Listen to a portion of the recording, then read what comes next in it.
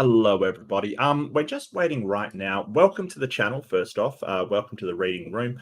I do have scheduled interview with Aaron. I do still have full confidence he'll show up, but the chat's starting to get a bit restless and starting to bite at the hand that feeds them. So I thought I'd better come on live and just sort of go through stuff. I want to give a big thank you to Yahooligan, who sent through a clip of Aaron's speech at the BahaCon, which I was asking Aaron for an interview, and he said he had a speech to write, a lot of work, which I totally understand. Very busy man, of course, one of the preeminent atheists out there. So I completely understand. But sort of while we're waiting for him to arrive, we can go through maybe one of the speeches that he did, and that's a really good idea. I'm really pleased with being able to do that. So just while we're waiting, I will speed it up a tiny bit, and I will sort of outline it. So I really did want to speak to Aaron about sort of the mostly education and what I was experiencing with talking to other science educators about really the discrepancy between consensus in America and the amount of people that, you know, in the populace that actually believe in it. I think that it really has to be sort of acknowledge this incredible discrepancy. But I will add this, and this is Aaron's speech in BahaCon, which I'm not even sure where BahaCon was, to be honest with you. I don't have a good idea.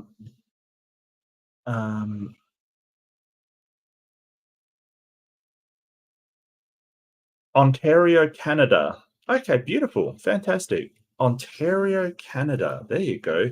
I presume that my Canadian friends were all up at that one, all sort of taking part in BahaCon. Oh, I could have just guessed with the Canadian flag, but you know, why do that when we can look it up? That's great. That's fantastic. Well, nice to know I'm you know on my game. Thanks, number one. It is BahaCon 2024.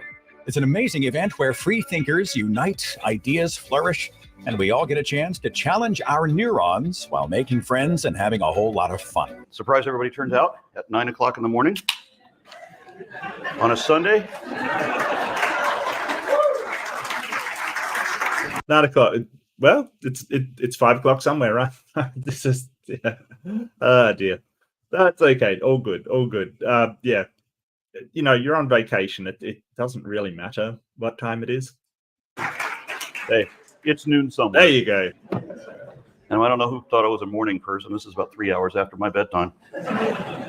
Anyway, many years ago, I listened to an interview with, I think he was a bodyguard or a chief of security or something like that for Oral Roberts.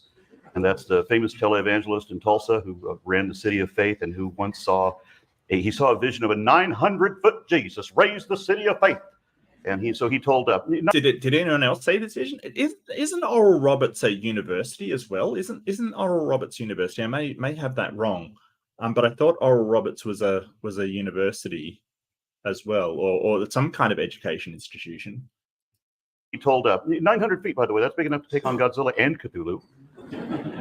But he told his people that he wanted his congregation to give him $8 million, or else God was going to kill him, because God is an extortionist. Really? Really? Wow. God told him, or Jesus told him, that if he didn't get his people to give him money, God was going to kill him. Wow. Okay, I feel like that would be like going into a bank and saying, "Hey, if you don't give me money, I'm going to kill myself," kind of thing, right? That's really weird. I don't even know a good analogy for that. That's really weird. Makes perfect sense. And what does God need the $8 million for? Is he going to feed starving children in some war-torn country? No. Build churches. God never does anything for those people. No, he's going to build churches or build his ministry or build his people up, or whatever seems to align with his own goals in life, basically. God threatened to kill Oral Roberts if Oral Roberts could not raise the money to build his City of Faith project. So God threatened to kill Oral Roberts if his followers didn't give Oral. Wait. Nice. Oh yeah, like I do feel sorry for the guy in the way that he was named Oral, and then sort of, parlance of that changed to be something else. I guess maybe he was named that before, Oral was really a thing. You got to feel sorry for somebody like. Imagine going through school with that name these days. Seriously. Just had to check my script. Yeah, it was God threatened to kill Oral Roberts if Oral Roberts' followers didn't give Oral Roberts the money that Oral Roberts wanted to build onto Oral Roberts' property. So this isn't about what God wanted. It's all about what Oral Roberts wanted. God didn't it's amazing how often with these, especially the evangelicals, but most people, the what God wants aligns with their own values of what they want to get done. It's incredible. It really lined up. Sorry, Bond. We're just awaiting Aaron. I do have an email. I might send one back. Has it been?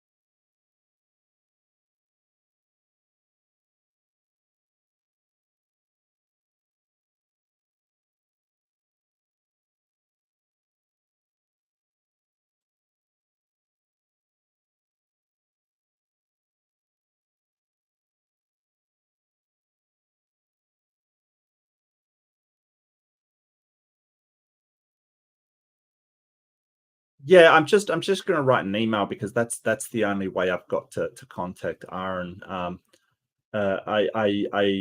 He's just late. He's very busy. It's very late for him. He was very, very accommodating as far as time was concerned. So I really appreciate him trying to work around my silly Australian time. Don't get me wrong. I understand that my time is all over the place.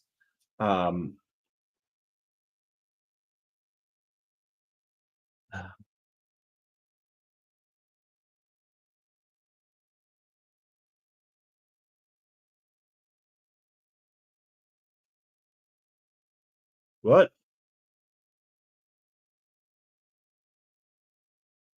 Isn't it?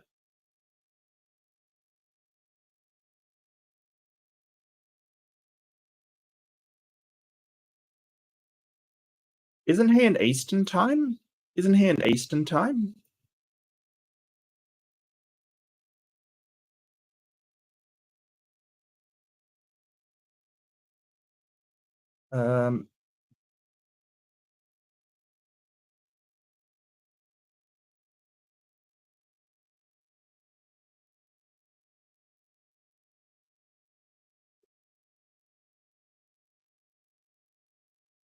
Isn't he in Eastern time?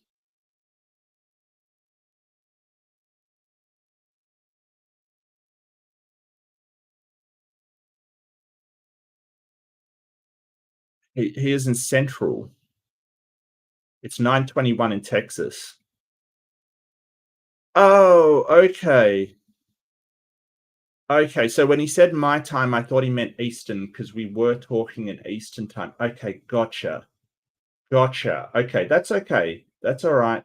Well, that just means I get to I did get time zoned. I absolutely get time zoned. Yeah. Which is Mountain. Oh, well, you know what? At least I haven't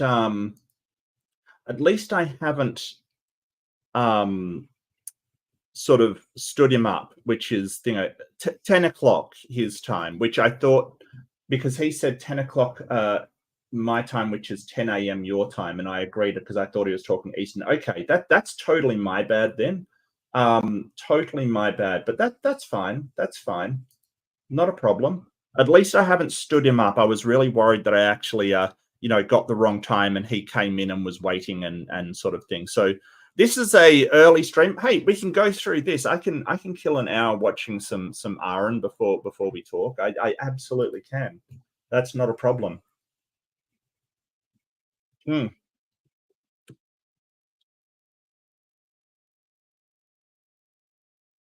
Yeah, nice warm up. Absolutely. Damn upside down clocks. Absolutely, Beck. I totally agree. I totally agree. Yeah, a long preliminary lead up. That is true. That is true. That is 100% true. Look, totally my fault. Totally my fault. Okay, that's fine. That's fine. I mean, I can talk for a long time. God didn't have any interest in this at all. Fuck those children. Can you pull the microphone closer? I wanted to, but they put it here. Yeah.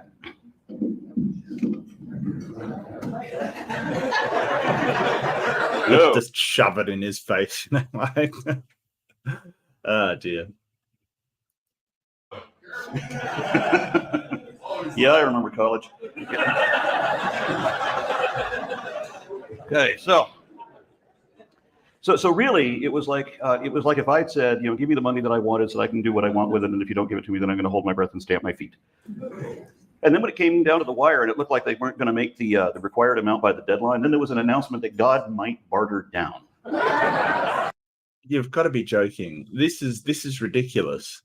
This is sort of, hey, if you don't give me the money, I'm going to die. And then when it doesn't happen, you're like, well, he decided not to do it. If this wasn't a religion, like if this was, say, a psychic, say, with a demon or something, or a person that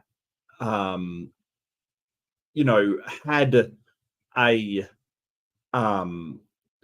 like claimed they had a tumor, or any other situation apart from religion, that person would be arrested for fraud, right? If they told people that they would die if they weren't given money, and that was not in actuality the case, or they couldn't show that's the case, or when it didn't happen, nothing happened to them, they would be arrested for fraud, because they're basically saying something but because it's religion, because it's this religion, it's fine. Because he can just say, well, God decided to spare me. But imagine if someone was saying, hey, a demon's going to kill me if you don't give me money. Oh, they decided to spare me after the fact. Like this is extortion of people. The fact that you're sort of saying, well, it's my congregation, doesn't make it not extortion. It's absolutely extortion. You're going to claim harm if you don't get money from people.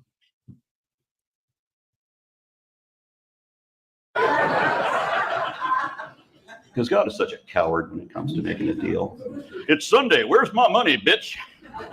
Oh, this is all you got? Well, that's fine. I can spot you for the rest. We'll forget. Does that sound like the God of the Bible? That guy's an ass. So it shouldn't matter if God killed Roberts, because he was then 69 years old, and he's a servant of God, and he's worried that God is going to call him home. Where's the threat there? And most of the people giving this $8 million will live in trailers anyway. Keep your money. Anyway, it wouldn't have mattered. Yeah, and this thing is that's so sad, and it is the most vulnerable people in society that are usually beholden to this stuff. The influence of religions in the Latino communities and the Black communities. I was talking to Jay Bundy about that very recently. The most vulnerable people in our societies are the ones that they leverage on the most, and it really is kind of heartbreaking, because how are you going to get out of those situations if you're giving a percentage of your income to the god, basically? And the way that they leverage it, they promise this amazing life, or this incredible the incredible benefits of believing in a god, and God's going to reward you and all of this stuff. And I think that a lot better way to place that money is to sort of send your kids to college, and not give a percentage to a church. There's nothing wrong with donating to a church because it is helping the community and you have some to spare and everything like that. I don't have a problem with helping those less fortunate in our area, but the whole idea of tithing and their pressure on donations makes people give when they don't have the money to give, when they're desperate. I think John Oliver did a sort of thing on it where they asked people, if you can't afford you can't afford your next rent. Well, you can't afford it anyway. But if you give to God, He's going to provide a miracle to provide your rent and more, kind of thing. And it's sort of like they can make any promises they want, and this is just an example of that. Any other situation but religion, that person would be arrested. If somebody said, "Hey, give me money or else I'm going to harm myself," they would be arrested. It wouldn't have mattered if God had killed Oral Roberts, because Roberts was not only a faith healer, he was also a necromancer. Yes. Roberts claimed to have brought a dead baby back to life, to the cheers of his believers, of course, until fact checkers pointed out that no one had actually declared that baby to be dead in the first place, which kind of ruined the miracle when he had to admit that all he really did was awaken a sleeping baby.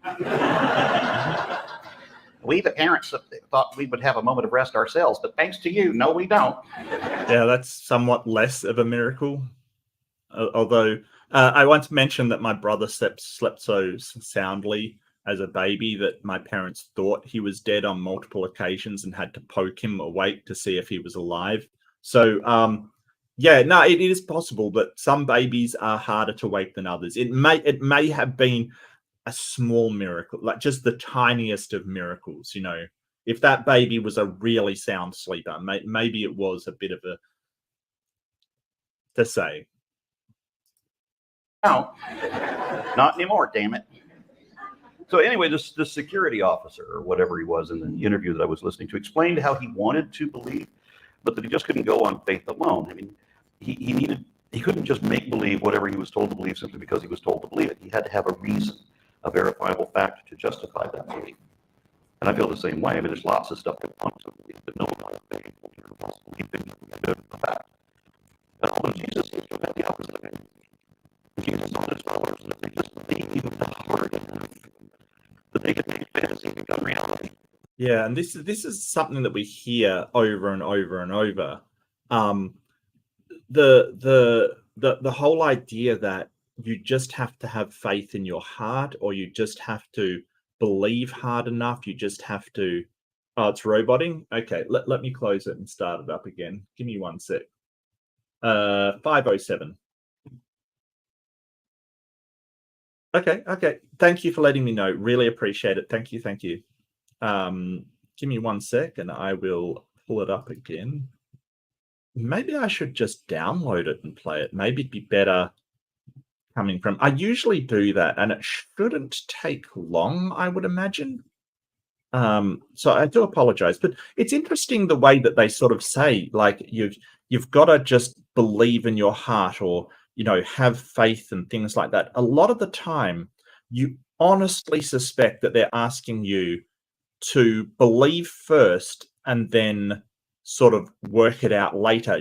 Sort of just believe and then you'll believe, which sounds so incredibly ridiculous, doesn't it? Like, of course, if you believe, you're going to believe.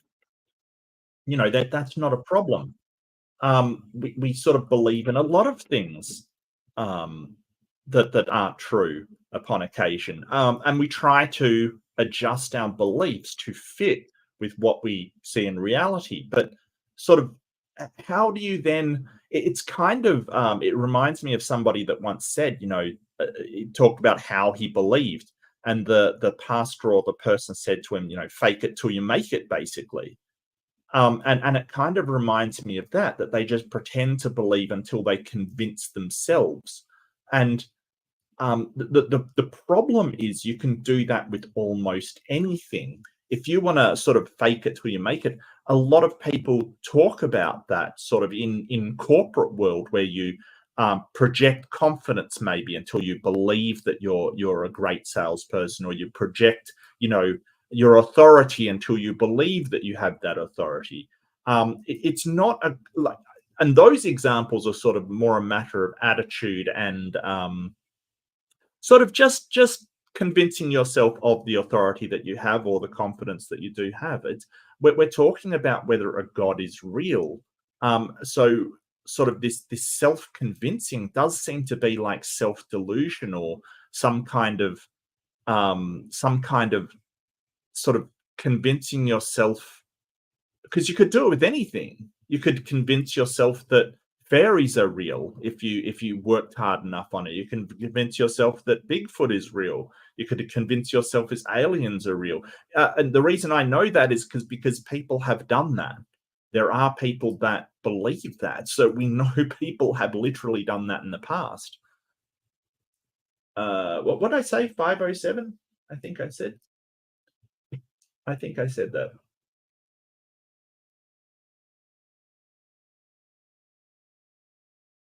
Thanks to the miracle of internet, I've downloaded it, and I will do that. And it's a better miracle than Oral Roberts, sleeping baby, dead baby miracle. I got to say that's a better miracle. Fantasy become reality.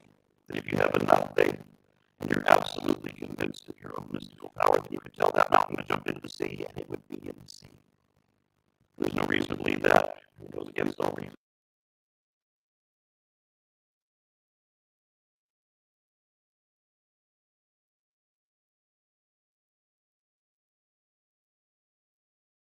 It's still screwed up. Oh dear. Okay, give me 1 sec. I will be back. I will just try and fix the sound by closing everything. Give me 1 second. I do apologize. Let's see.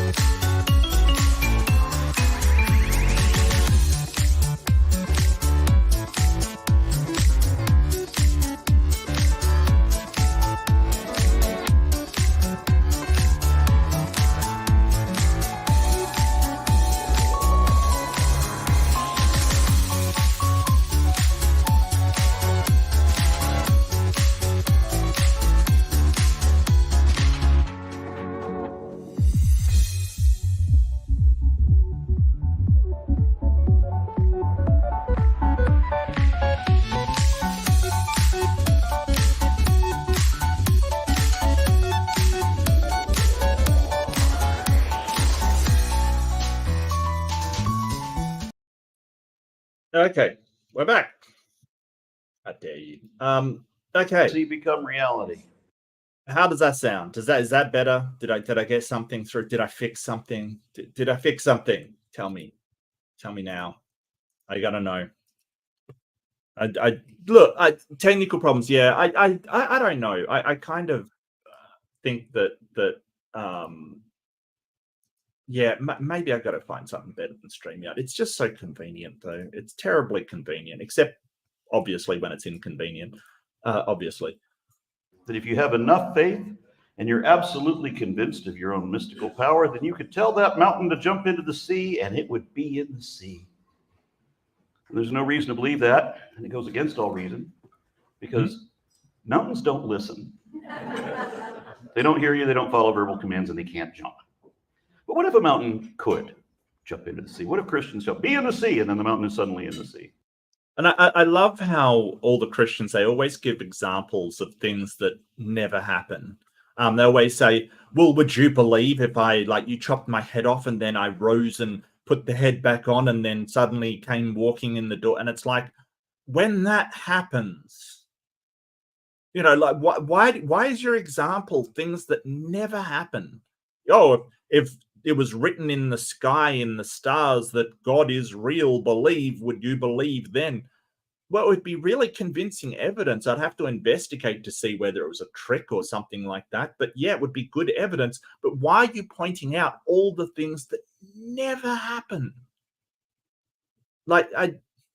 It's so ridiculous. I don't know why. What happens to the coastal communities on the opposite shore? If Jesus was correct, Christians would be causing tsunamis all over the world. Hebrews 11:1 says that faith is the assurance of things hoped for, the conviction of things not seen. That's circular reasoning. That's the question-begging fallacy, which is ubiquitous throughout all religions. You assume you're right because you believe you're right, and you won't ever question whether you... Is that question begging? I mean, as I pointed out before, the substance of things hoped for, what is the substance of things hoped for? The evidence of things unseen is what it says in the Bible. But the problem with that is that it's kind of, as talking to a guy called Christian Pike, I'm not sure he's familiar with him. I interact with him, good guy. But as he pointed out, it's kind of a paradox, right? It's kind of a nonsensical thing because the things hoped for don't have substance, and things that are unseen aren't evident. So I don't know how that actually describes anything. It's kind of like he says, oh, it's a paradox. Yes, Brother Pike. Thank you, Deviant. Yes, Brother Pike, absolutely. But he sort of says, oh, well, it's this paradoxical thing. It's this great and mysterious thing. And I'm like, yeah, but that doesn't make sense. It's kind of saying, well, it's the color of things invisible. Well, invisible things don't have color. It's kind of a category error. Brother Pike, your question at the start, I'm sorry, give me 1 second. I will go back to the start and have a look. I do apologize there, Catherine. Maybe just pop it in again. I might have, but I can't go that far back, unfortunately. So maybe just pop it in again, and I'll certainly do my best. I think I did miss it. I'm so sorry. Just pop it in again, and I'll actually try to answer it.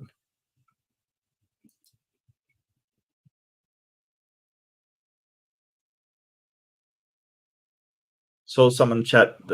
I don't know if he runs it. He's definitely a person that appears on it very regularly. I thought Matt Delahunty maybe ran the line, but he's definitely on there a lot and very, very well respected speaker on the line. Absolutely.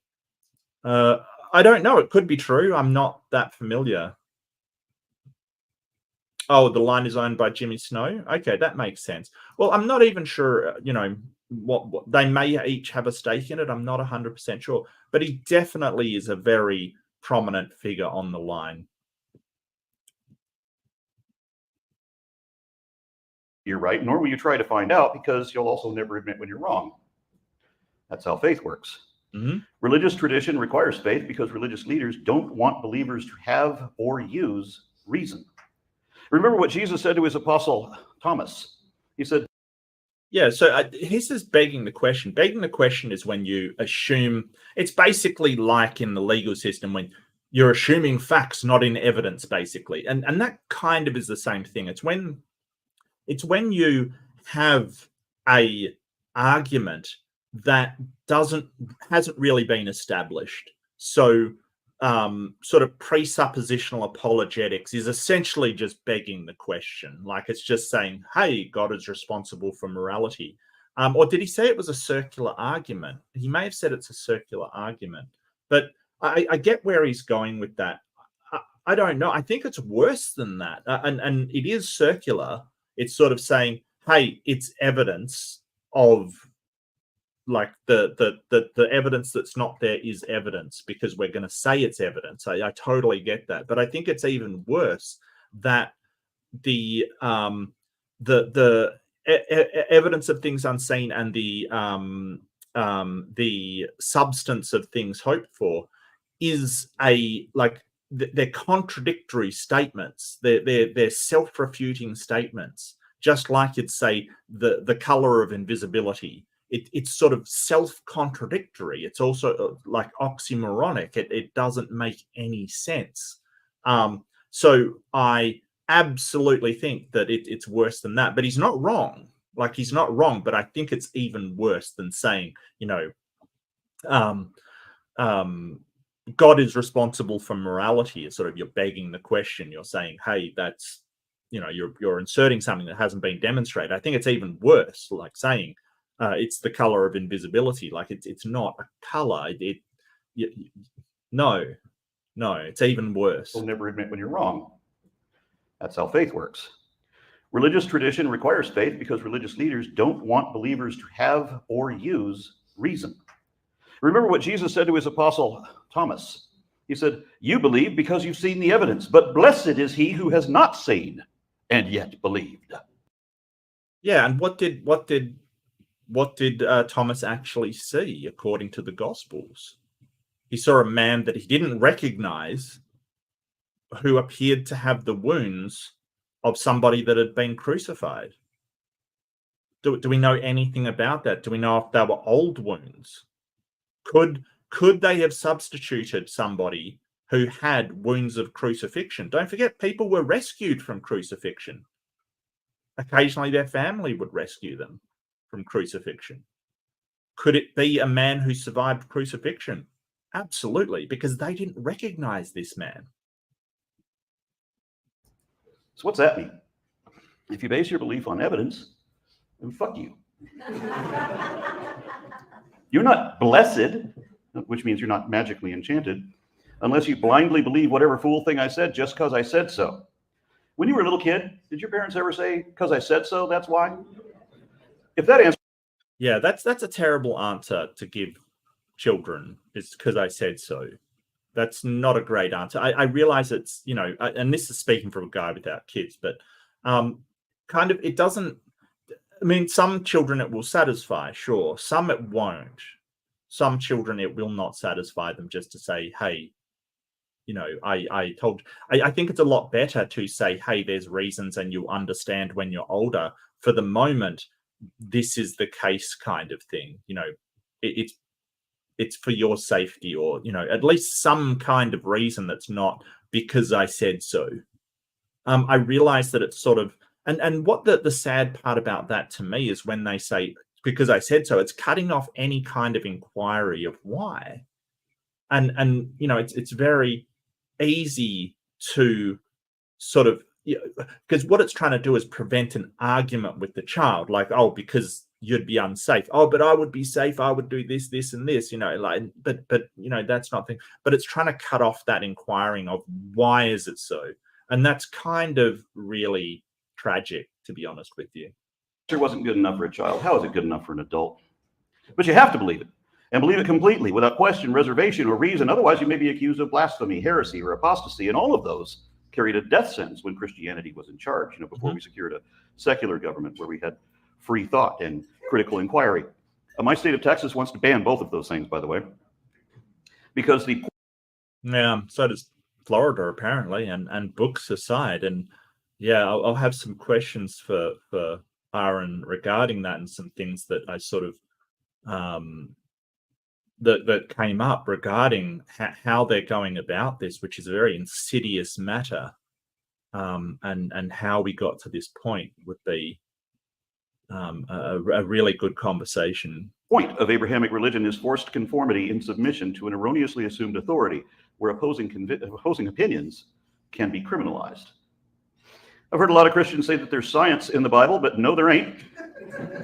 No. Not only is Well, when you say science, like not modern scientific method, not even sort of science from a while ago, or science of the day, there would be accurate descriptions of readily observable things. You know, I mean, some things are just easily observable, even by people living back in the Iron Age. We don't take that as science. It's just normal observation of natural events, which is part of science, I do agree, but not anything we would call science or even approaching science.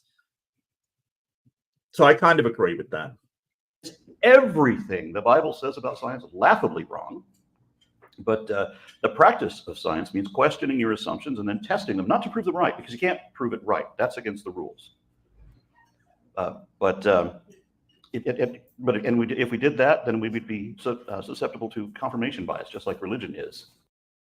Yeah, he's sort of touching on a really important facet of science, is we don't prove things right. We kind of rule them out. We kind of disprove things. Or and Popper talked a lot about this, but when you say there's no proofs in science, it's not really the case. Like, we can prove things wrong, we don't prove them right. It's kind of whatever stands up to we really put things through the ringer and try to prove them wrong, and whatever can't be proved wrong, we kind of say tentatively, because science does things tentatively, that's right. I think we can do local proofs. Sort of, we can prove that say a chemical interacting with another chemical produces a third one. You know, we can kind of do those local proofs, but we don't really prove things in as far as a scientific theory goes. We don't sort of do that kind of stuff. So I get what he's saying, absolutely agree. But when that sort of is delivered to people, we've got to be real clear that if you mean proof by does proof mean an overwhelming evidence for something, then yes, science does prove things. We have this problem with Kyle Adams, who's a Mormon flat earther, that his line of sort of his fort that he used to live in, I'm not sure if he does it anymore, I haven't talked to him for a while, but his fort that he'd retreat to every single time was science doesn't prove anything. And Leo Filius, great guy, great friend of mine, sort of pinned him on this, saying, what do you mean by prove? If you mean prove as in get overwhelming evidence of, then science does prove things. If you mean prove as in reaches a incontrovertible, like an unchallengeable statement of fact, then no, science doesn't do that. So when we're talking proof, it's really important to understand what the other person means by proof. Because if they just mean tons of evidence for and accepted by everybody as proof, then yes, we do prove things. We definitely do. If you mean proof as in like mathematical proof, like unchallengeable facts, then no, it doesn't go in for proof. I'm not sure you should thank me for that, but you know, I'll take it. I'll take it, Eric. So we do the opposite instead and try to prove our perspective wrong, and then only tentatively accept what we haven't been able to prove absolutely wrong, rather than claiming something to be the absolute fact until you can prove it wrong, because that's thinking backwards. Yeah, and there's massive problems with that. And I might point out, and I keep pointing this out, there's a problem with intellectual consistency when you're doing that, because any methodology for finding the truth, you should be consistent in what you're doing. And that's what the scientific theory methodology does well. It treats everything the same as far as a claim goes until it has passed a certain amount of challenges or you know, past that falsification criteria. With religion, it's kind of, well, yeah, you'll believe your religion, until it can be proven false, but not this other religion until it's proven false, or not the claim of the guy who sees flying saucers until it's proven false. You'll apply that one methodology to your own religion, but you have a different methodology for other people's religions or other people's beliefs. It's incredible when you see that people saying, well, I believe in God. I believe the world is 6,000 years old. I believe that, a talking snake tricked a woman into eating an apple, all this stuff. You can't prove me wrong. And then go on to say there's no evidence for evolution. It's incredible. So why aren't you applying the same methodology to that? The reason is because if you did that, you would get contradictory results. You would have to believe that God created the universe and Brahma created the universe at the same time. So we can't do that because it basically will form contradictory beliefs.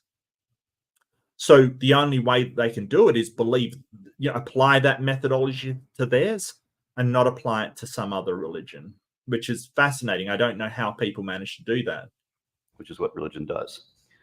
But Jesus says, no, no, no. Thou shalt not put the Lord thy God to the test.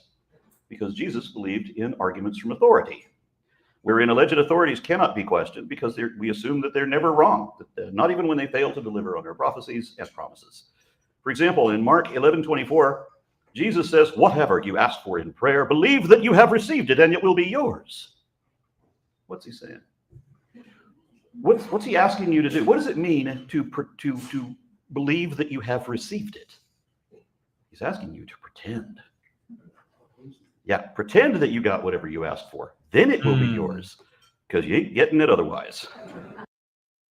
And a lot of people do. Like, how many people have you seen say, oh, it's a miracle they found my car keys, or, I saw this or I saw that, and it's got to be the miracle that was promised to me. Is it though? Is that what was promised to you? Is it though? Not sure. You wished for all of these amazing things, and the mundane claim. You wish to be rich and powerful and all of these things, and instead God found your car keys. Did they deliver on what you asked for?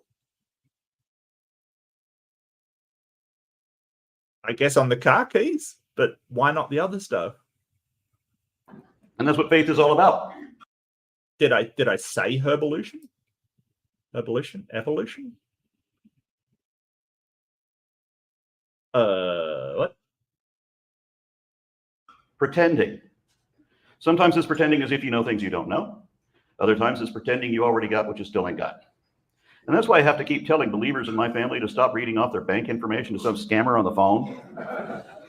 If you really won the Publishers Sweepstakes Clearinghouse, their website says that they will show up unannounced with a big damn check. Yeah, and it's incredible the amount of people that have been scammed by this stuff.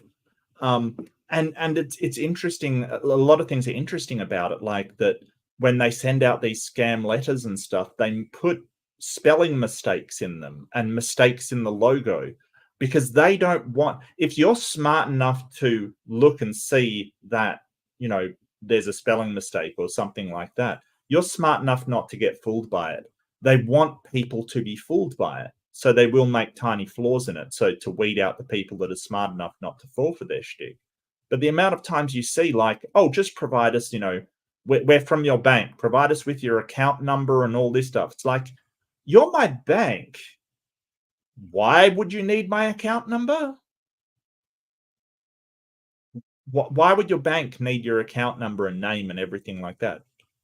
Oh, you owe all this money to the tax department. Please provide your tax file number and all of this.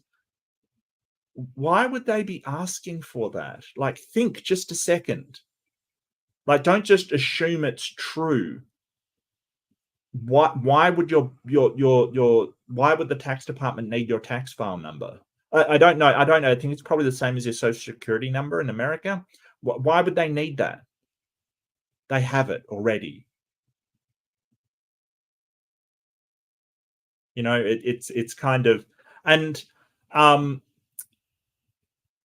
I used to work in customer service for internet companies. You're probably aware of this if you're familiar with the channel. If not, know that I have done so many hours on the phone, and you do have to confirm, you do have to do security checks and things like that. You have on file a list of things that you need to ID that person that you're talking with, especially if you're making an outbound call. Like, you could have called the wrong number, what's your name, date of birth, address, and all stuff like that. And people do say, hey, I'm not confident that you are who you say you are. And my response to that was absolutely fair. 100% fair. That is not a problem at all. What I'm going to do is I'm going to leave a note on your account.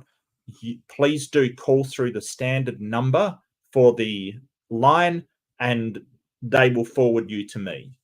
Right? So, like, people have not believed me that I am who I say I am. With correct, like, this is the thing. I think that's absolutely fair. Right? If I've called them up, I have to identify that they are the owner of the account due to security policy reasons. And they say, oh, well, I'm not sure that you're actually from this company. Absolutely fair. Yes, absolutely. Totally understand. Not a problem in the slightest. I get it. And to be honest with you, I'm actually, I'm more, I would rather people do that. I would absolutely rather people do that, because there's scammers out there who will say all of this stuff and they'll take people in. I would rather people doubt me and be secure than just trust me implicitly and not. I think that's more than fair, because I would do the same if someone called me out of the blue, just sort of saying, hey, I have this complaint or this thing happening. I would want them to prove who they are as well. Absolutely. So, yeah. Their website says they will not call you in advance to tell you some bullshit like, well, before you can get your $50,000, you have to pay us $400 on the taxes or a winner's fee or something. That's not how publisher sweepstakes work. That's not how prizes work. That's how scams work. Oh, but then I'm the bad guy because I'm the unbeliever, the infidel who caused the faithful to stumble. No, we didn't cause the faithful to stumble. Look, the problem is that you're accused of breaking their hearts or sort of,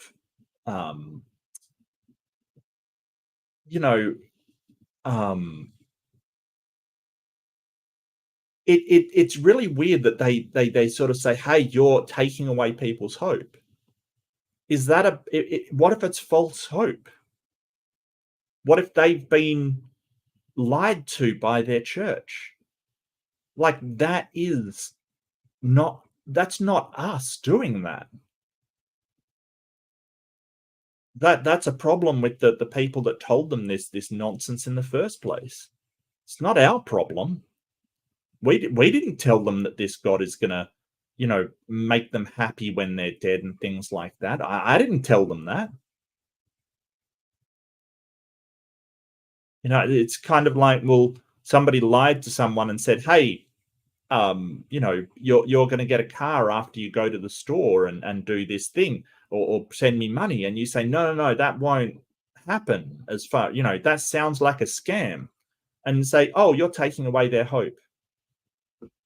Really? Is that what it is? Or am I just being honest about somebody lied to somebody? I don't know. It's very strange. Crisis of faith, because they thought it was really real. They believed it with their whole. Just give me 1 second. I'll check the time in Texas. Texas.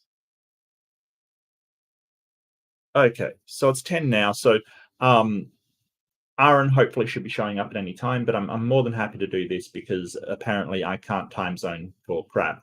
Apparently. So yeah, no, this is entirely my fault. But yeah, this is interesting. This is really interesting, and he's hitting on a lot of really good points here. Heart. So they knew it to be real. And then I ruined it with my lack of faith. I jinxed it. Because if I just believed like they did, that it would still be real. As if it was real,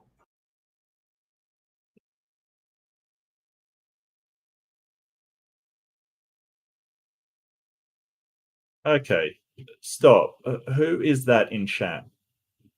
Catherine MC. What the hell?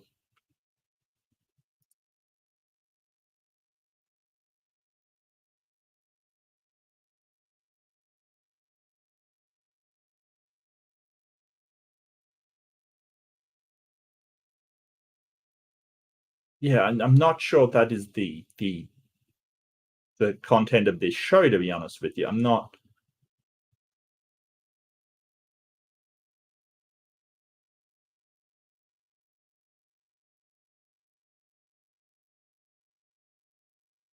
Look, that sort of sounds like sort of anti-trans stuff there, to be honest with you. Just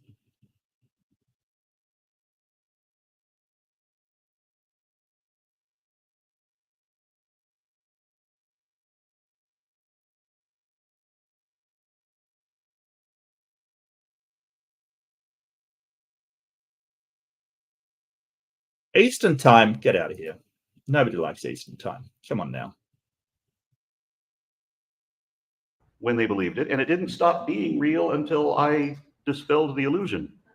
If I hadn't said anything, if I hadn't walked in when I did to catch them reading off their account numbers, if I didn't know what they were doing, then they would have gotten that money because they believed they received it. And that makes it my fault that she got scammed. So it's my fault that instead of spending her new fortune, we now have to notify her bank to change her accounts, and now we have to report yet another fraud to the FBI because she fell for that shit again. Which brings me back to the security agent in the interview that I was listening to in my car on a road trip somewhere. The guy running Oral Roberts' security detail, if I remember correctly, apparently had some degree of police training, enough that he was inclined to investigate. Yeah, so he's not wrong. He's absolutely not wrong. You know, this whole thing of, oh, we're taking away the hope. Are we taking away the hope of the scammer, the person scammed as well? It kind of reminds me of, you know, a person getting catfished, basically. You know, that somebody's asking them, oh, baby, I'm, you know, the beautiful woman preys on lonely men, says, oh, give me money, and you'll, you know, with the promise that they're going to get married or they're going to have a wonderful life together. And then you say, hey, you're being catfished and you're taking away their hope. Is there any reason to believe that they're actually going to hook up with, for, you know, what looks like a model in Russia somewhere? No, that's not you taking away their hope. It's you being reasonable about the expectations of the situation. I don't understand why that's our fault. Variety of the Spice. Left-Handed Jedi member 9 months. 9 months. Wow. Variety of the Spice of Life. The spice must flow. Yeah. Okay. Yeah. No. Can we get a timeout? Like, Catherine, seriously. I don't know what has gotten into you. This sort of anti-trans talk is just ridiculous. Have 5 minutes. Nope.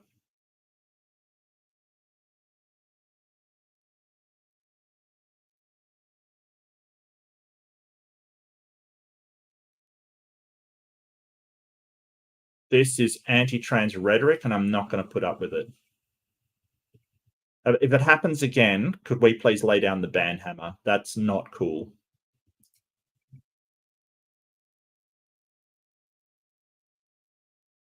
When things seemed suspicious. So here he was, working for one of the most famous faith healers in the world at that time.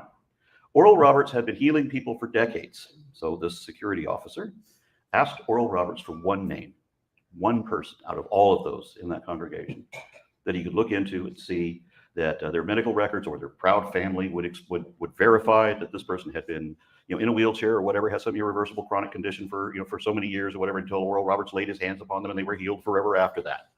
That's all he wanted. However, Roberts dodged the question every time it was asked. So the guy kept asking, politely, you know, earnestly and sincerely, until eventually Roberts replied in frustration, "There's a lot of exaggeration in this business." Now, let's ignore for the moment the relevant fact that religion is a business. We'll even Well, I mean, if it was a business, they would have some, you know, they would be taxed and have some sort of oversight or some sort of regulations like all businesses do.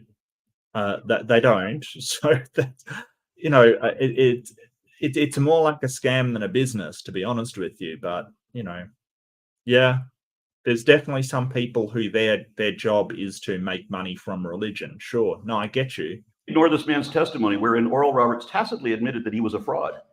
That in his decades-long career as a faith healer, he had never actually healed anyone, not physically, anyway. At most, you could say that he healed them spiritually. And what does that mean? You know, what does spiritual healing mean? I know, don't, because it doesn't even seem to be sort of, you know, you have mental health and you can work on your mental health, you can heal someone psychologically. I get that. We can sort of put that into words, but what does spiritual healing mean aside from, hey, I invigorated their belief in whatever belief system that they have?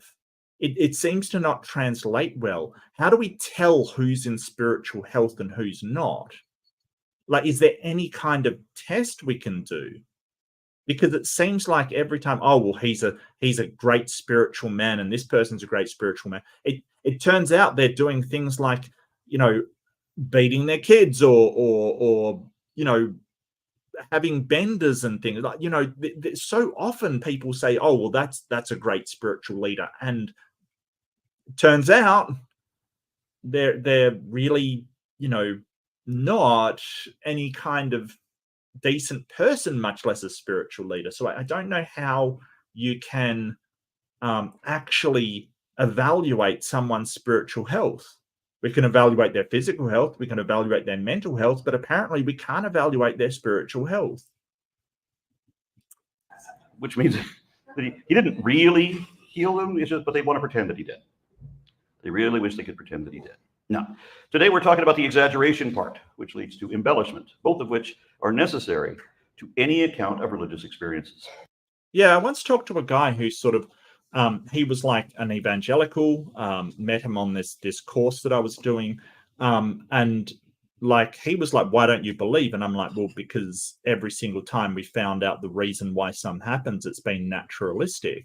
And I think that, you know, most things are naturalistic as well. And so I was curious. I was like, why do you believe in a God? And he's like, well, I've seen miracles. And I'm like, really?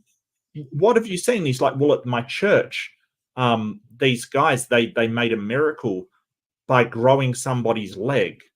And I just went, oh no. Oh no. That's a really common sort of, you know, con man trick is growing of the leg to make them both the same. So like, that is, the amount of times that's been debunked is just incredible. And he said something to me I'll never forget, and it's like, oh, I know that most are, but not this one.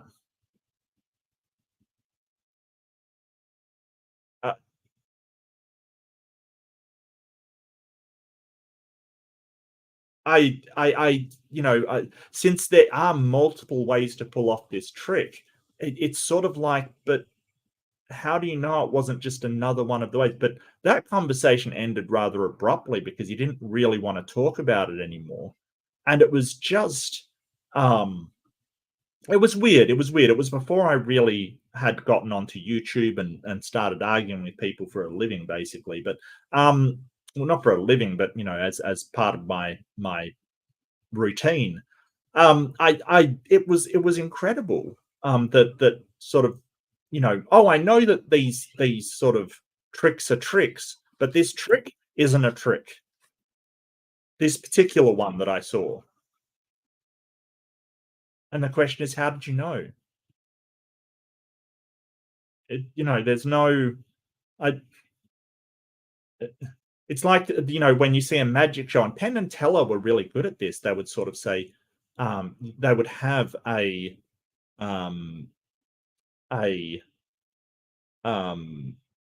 like, don't think you can't be fooled, because you can. And the easiest person to fool is the one that knows how or thinks he knows how the trick is done. Because if he or she knows how the trick is done, they can do it a different way and actually fool them.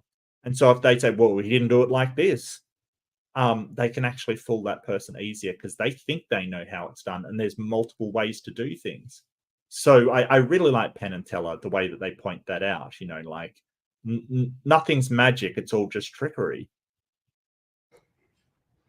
I've often been told that if I just read the Bible or the Quran or the Bhagavad Gita, that I will believe, or that if I ask God to reveal himself to me, then he will, but only if I ask him sincerely with my whole heart. Yeah, so believe before you believe, and then you'll get the fruits of your belief. So why should you believe? Well, just believe before you believe. Just convince yourself, and then you'll see that your belief is justified. That sounds like self-delusion to me. I'm sorry, it just does. Like, what couldn't you do? You know, if I convince myself of aliens, I'm going to see them everywhere. If I convince myself of a flat Earth, I'm never going to believe that it's a globe. It's so ridiculous. Meaning that if I only want to winnow fact from falsity to better understand whatever's really true rationally, then that means my heart is hardened. And God will not reply under those circumstances. The only way God will reveal himself is if I already have a deep-seated emotional need to believe, such that I might still believe even if it's not really true. I've met several people like that. Even then, when God reveals himself, as believers report, he doesn't appear before you to speak to you like any real person would. Other gods do that. Even lesser gods do that. I know a guy who worshipped the Egyptian cat-headed goddess Bast. That's pretty cool, actually. I mean, of all of the gods, Bast is pretty damn cool. You know, a goddess of cats, keeps the dead in the underworld. You know, that's pretty awesome. I gotta say, as far as gods go, there's way better you can do than Yahweh. You know, the angry tantruming baby god. You know, go for Thor or Bast or you know. Yeah, there's some really cool gods out there. I don't know why you choose Yahweh. It's just a you know, he's a real wet blanket as far as I'm concerned. Because he said she appeared to him in his house, physically manifest, visible, audible, tangible. She gave him a hug and asked him to become her disciple. And I understand how compelling that could be. I mean, it was this nice young lady that showed up at my door. She was running for state senate. She was there. She is in person, standing on my step, asking me to vote for her. I did, and she won, because mine's the only vote that counts. So just think about it. When a goddess with a cat's head, oh, can we show that on YouTube? shows up in your house topless, as she is commonly depicted, and asks you to worship her, you know, well, you do. These lesser characters are more approachable, but God, Jehovah, El Allah Abba Yahweh, he's too famous for that. Getting a response from him is like getting a form letter from somebody that has never heard of you. Although the people who keep getting scammed in my family honestly think that they're receiving correspondence from Donald Trump. Yeah. And some people do believe that. They believe that the form letter that the politician sends you is actually real. Like, that they really wrote it. Of course they didn't write it. Like, are you serious? What are you talking about? There's no way they're going to sit down and write to you personally. I mean, yeah, they might canvass your area if they're running in your area, like show up to your door, like Aron mentioned, but they're not going to write you personally. Come on now. When you ask the Abrahamic God to reveal himself, that instead of a personal appearance or really any kind of intelligible reply at all, you're expected to imagine the slightest calming effect, a gentle breeze, a ray of sunshine, anything like that, or even anything less than that. Whatever subjective impression or assumption it is, you have to seize on that and exaggerate it out of sheer credulity into God revealing himself through whatever sign you can imagine. Yeah, and Matt Delahunty has talked about this kind of thing, like the feelings you get when you hear music, or the feelings that you get. So, you know, because people say, oh, it's a rapturous experience where, you know, you sort of hear music and you're brought low by these feelings of bliss and all this stuff. But we've all experienced that. I remember being on a really beautiful day in a markets, just I'm not sure what you call, like a Sunday markets kind of thing, just stalls, and, you know, one person selling peanuts, one person doing trading cards, you know, there's knickknacks and, you know, a smoke shop and all, just stores and stuff. And one of the store owners was playing Patchable's Canon, and it was just, I was with my wife, It was beautiful, and I was so happy in that moment. It's a treasured memory, and just for just the beauty of the day. It was just a gorgeous day, gorgeous place. Just gorgeous wife, just happy and blissful. And I was sort of brought to tears by just how wonderful it was. Everything was just at that time it was just perfect. Just everything was fantastic, and so. I don't think it was some God, blessing me with this thing. It's just everything that I liked lined up to the point where I was really happy. And that's sort of a believer would say, oh, well, that's God doing it. But it wasn't. It was just all of the emotions that I had at the time just being at a lovely level. It's nothing mystical or magical about it. It's a wonderful feeling. But Matt Delahunty has sort of said, we've all heard music and felt like that. We've all had these experiences. What makes us think that it's a God? It doesn't make any sense whatsoever. It's sort of across religions, because the funny thing is that, people who are Hindi have had the same kind of feelings, and people that are Jehovah's Witnesses have the same feeling. People that are, believers in Allah at the same time, but it's all coming from their God. So is it different gods doing it for different believers? I don't know. It's ridiculous. Like, this whole idea is ridiculous. It just seems to be a human experience. I don't know why. Figure out some poetic way to spin it later. You've done the deed. And now you can tell the judge that they don't have to hold you accountable because God has already forgiven you. For a lot of people, becoming a believer is as easy as asking God to reveal himself and then thinking, well, of course God exists because I don't understand things, therefore magic. Of course, you don't describe it like that when you're still a believer. I didn't. Y'all didn't.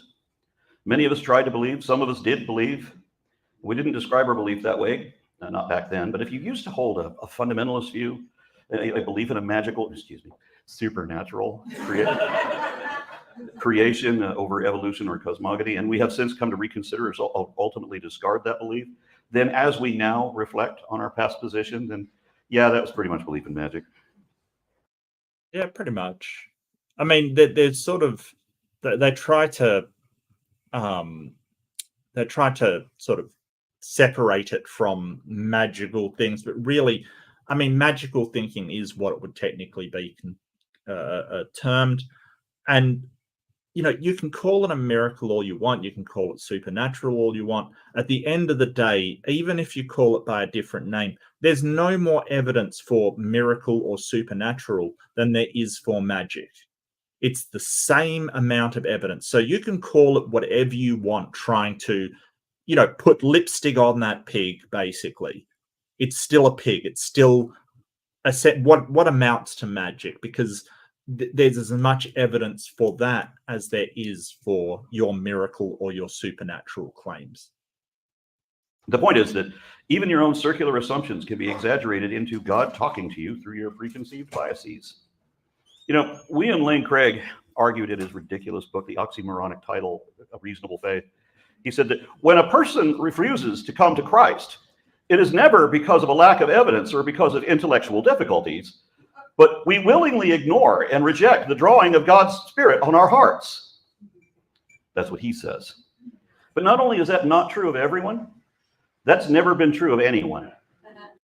Yeah, and I hate it when people use that terminology, like it's written on your heart.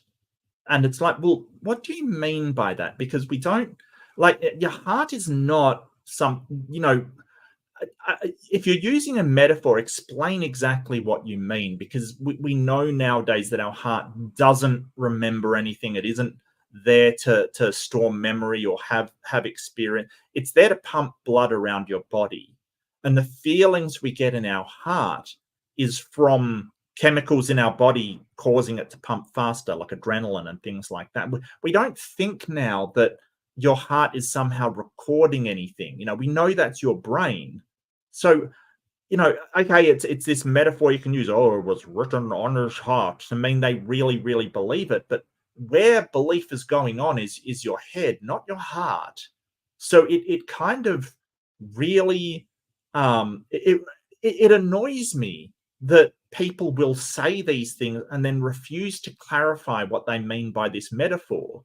Because what do you mean by, like, it's instilled into you by a god on some deep fundamental level? And this is the question begging, because how do you know that a god's doing anything of the sort? William Lane Craig refuses to expound upon this. Yeah. And it certainly doesn't make sense to the many of us who were once faithful believers. I'm on the board of directors of American Atheist 501c3. Seth and I both are. The vast majority of our membership were once Christian. Some of us were Muslim, and some of us bounced through different faiths before realizing that faith itself is the problem. To my experience with nearly every one of our board members, speakers, activists, and assorted conventioneers, we were not lazy in our faith. We didn't fall from grace by sliding down some slippery slope, certainly not out of our love of sin, whatever the fuck that means. When you talk to Seth,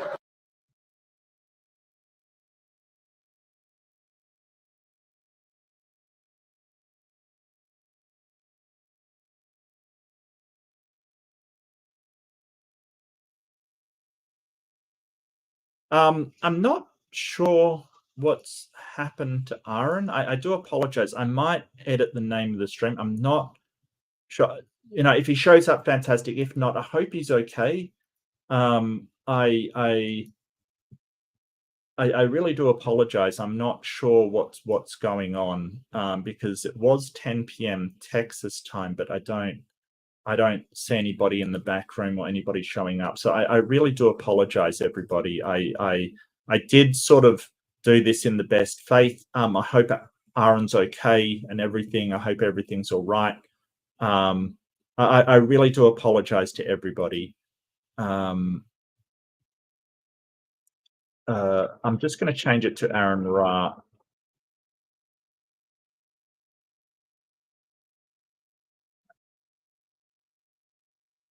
And just do this video. It's a really good idea. And thank you so much to Justin Yahuligan for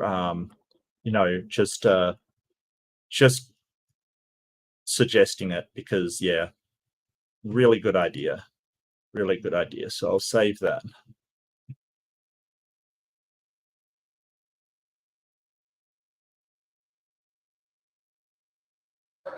do you get the impression that Seth loves sin? We're not talking about what you might think of me. We're talking about him.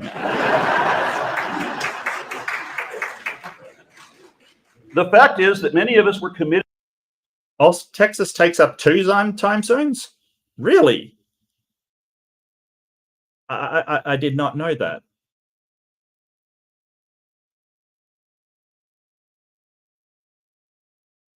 Well, Austin, it's 10:25. What's the other time zone? Oh, El Paso. It's 9:25. Oh, interesting. I did not know that. Oh, hello, Aron. My apologies. My apologies. I've had stuff going on all day. I was helping my wife with a thing, and I'm so very sorry. No. Oh, it's totally fine. Totally fine. Not a problem at all. We were just going through your BahaCon speech, and I was just making some comments and going over it and things like that. So, yeah, thank you so much for coming on. I'd be happy to reschedule if you're too tired. No, I'm good. I like I said, I'm embarrassed that I got so confused. Well, you weren't the only one, Aron. To be honest with you, I thought it was. I didn't realize. I thought it was on the line at another time, and my wife needed me to help her like in another town, and so it just and then suddenly when I realized what the situation was, I'm like, oh fuck, now what am I going to do?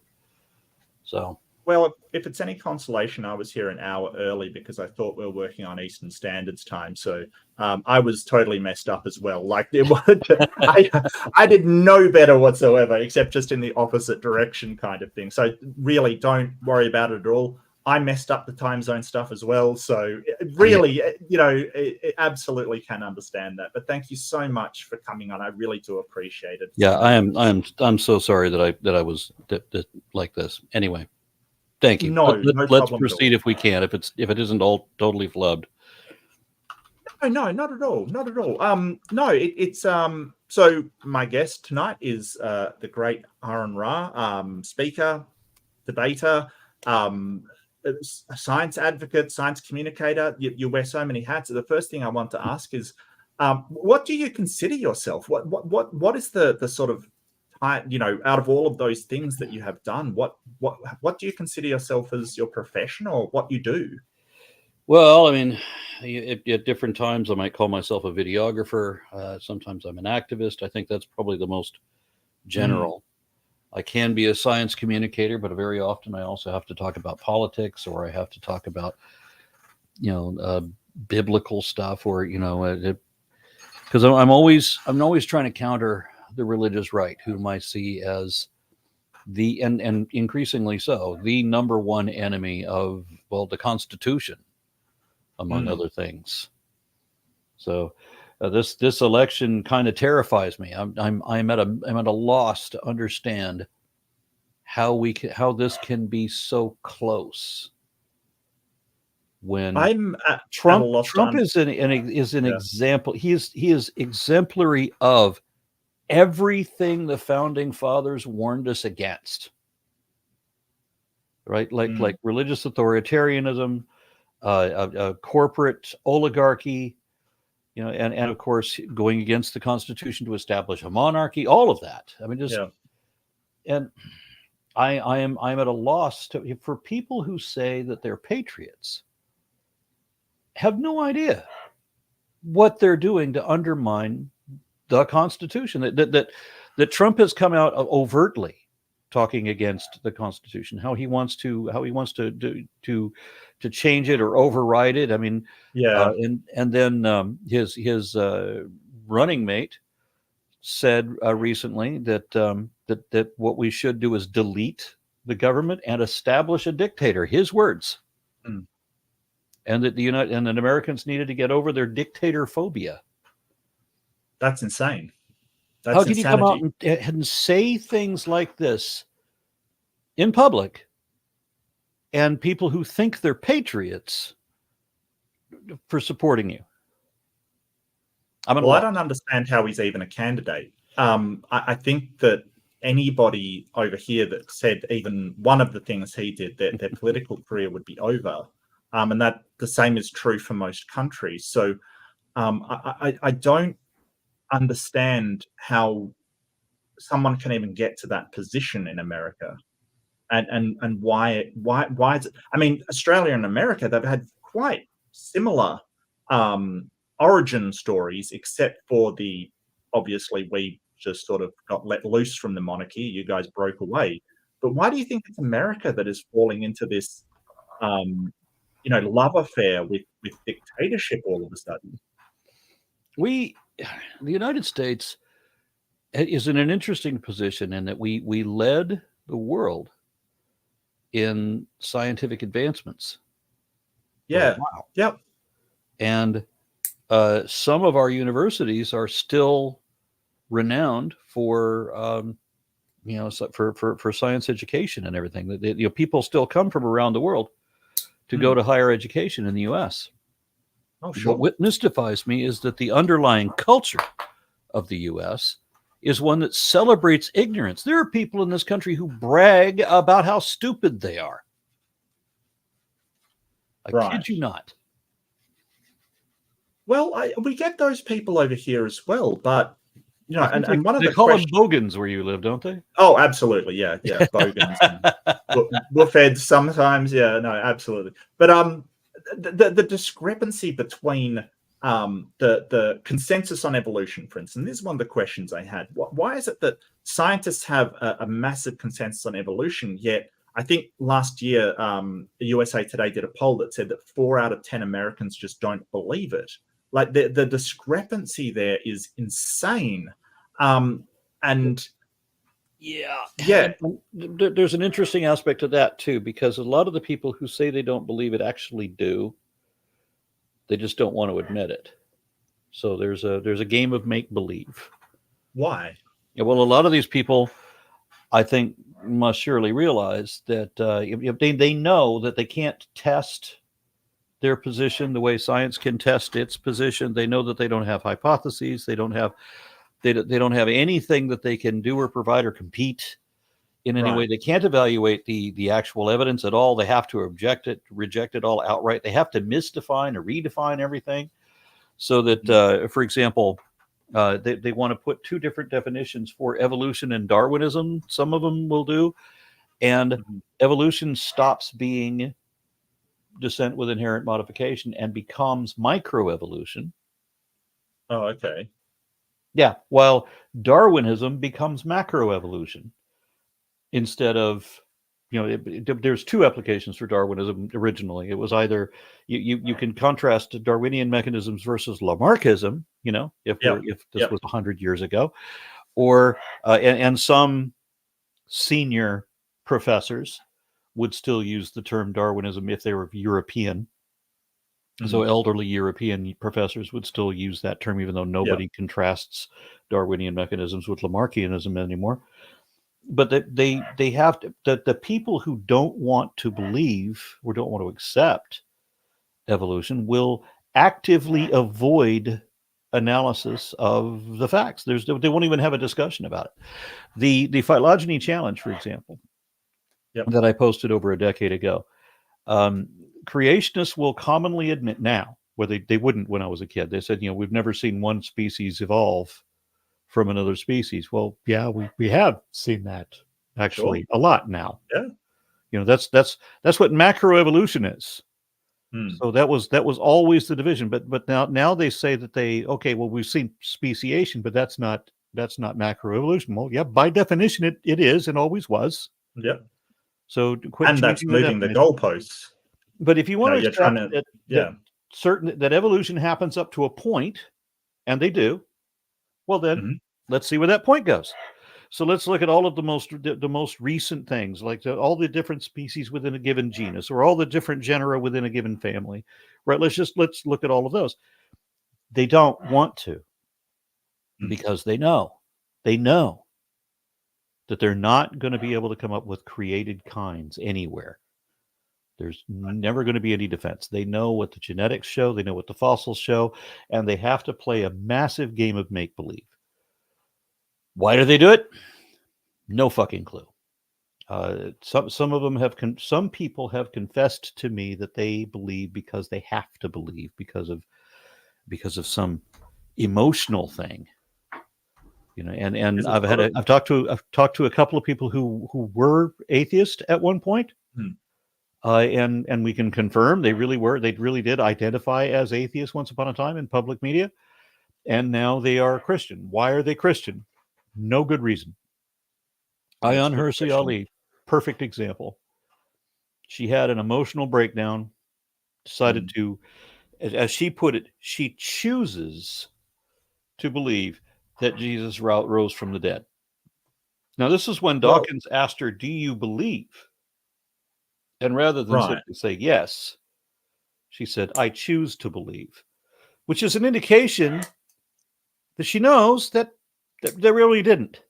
That what believing is, what believers are, is make believe. You're pretending. You're pretending because what? You want to pretend you're never going to die. You're in a great game of make believe with a whole bunch of other people that if all of you pretend the same thing, that maybe it'll be true, or even if it's not true, you all think it is because you're so enveloped in this game. Well, I think she said that she doesn't think that atheism can counter Islam, and so she believes in Christianity because she thinks that it's better against Islam. And it's very strange. It's almost like she's in this fear paradigm of, oh, if I don't believe and there's not believers in Christianity, Islam's going to get out of control. And that's, logically, that doesn't follow as a reason to believe something is true. It is wishful thinking. just as it is wishful thinking that, oh, if I don't believe I'm going to go to hell, well, I'll believe, so I'll go to heaven. That's your wishful thinking. Yeah. So, and sort of, you see a lot of people like William Lane Craig, who says, well, it's pragmatically to believe in, pragmatically helpful to believe in a God. Do you think some people are doing that, sort of just going, well, it helps me in my life. People think I'm a Christian. I get more trust than, say, an atheist. Well, I'm going to believe because it helps me out. Yeah. You go with the flow. Is some people's take on it, because they realize if they're verbal in that they don't really believe this, then they're going to have opposition from other people. So religion is all about, and always has been, all about forced conformity. So if you're the only one who believes something, well, then you're crazy. But if you can get other people to believe this thing that is not evidently true nor even possible, but if everybody shares the same mythology that you do, well, I guess there's some comfort in that. It would never work for me. I never understood why. And I've asked so many believers, why would you want to believe something that is not evidently true? And it's emotional, it's irrational, and of course that's what they always project. They don't have a defense for the position, so what they do is project all their own failures onto the unbeliever, to project everything that they themselves alone are doing. They project it on everyone else, as if the unbeliever are the ones with the belief, right? And they the say rationalists are the ones being irrational. And they say the ones who are dispassionate, the ones who are being the ones who are dispassionate and don't. It doesn't matter what the truth is as long as we can show that it's true, right? I don't have an emotional attachment to either conclusion. Just show me the facts to lead me which way. Those people are the ones that they think are being irrational. And they say it takes more faith to be an atheist, which is constantly one of the most ridiculous statements I've ever heard. Because it's one of the most annoying lies to me, because I hear it all the time. That that it takes so much more faith to not believe impossible nonsense for no good reason, or not believe anything. Like it. If you're withdrawing your belief until you get evidence, how is that faith at all? I don't understand. Well, let's talk about what belief is, because that's another word that has two meanings depending on who's using it. Sure. There was a time when I would comfortably say, that I believe this or that. And belief to me means this is something that I think is true, but that I don't know to be true. But believers won't use it that way. They convince themselves and claim to know that this is true when they don't know it. So faith is all about pretending to know things you don't know. But they're still using the word belief. So they tell me that I believe in evolution. Well, it's a fact that I think evolution is true because we can demonstrate it and we can measure it all these different ways. But I am not trying to make believe like the believers are. The believers are trying to convince themselves. Yeah. And they'll go to extraordinary lengths to do so. The mental gymnastics I have seen is just incredible. But I want to also talk to you about what's happening. And you've been involved a lot with the Texas Board of Education, right? Yeah. And I've seen some things coming out of there, which is, to be honest with you, famous across the world for being, making some absolutely tragic decisions. But I wanted to talk about sort of charter schools and how much influence they play in sort of convincing people of this stuff. From what I've seen, they're sort of government-funded schools that aren't beholden to the government, as far as I've seen. Yeah. So the state funded secular schools, because the Constitution is secular, then the schools have to be secular. So if the people want to control them, because remember, religion's all about manipulation of the masses. They don't want wise people who understand things. They want people who will believe what they're told and Right. do what they're told. and if they can control what the student believes, then they can control what the student or how the student votes. Right. So that they want to control the education. They don't want the students to understand.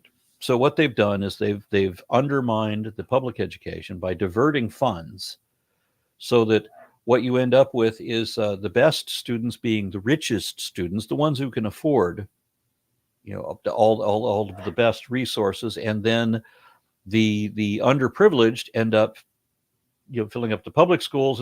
That's where all they have is the problem students now. That's one of this is a multifaceted problem, but that's probably one of the most obvious issues. So the public schools, with all of the funding diverted to schools that aren't necessarily teaching properly, the public schools end up being underperforming by design because they've been sabotaged. And then these private schools get to teach kids that the earth is 6,000 years old and all that.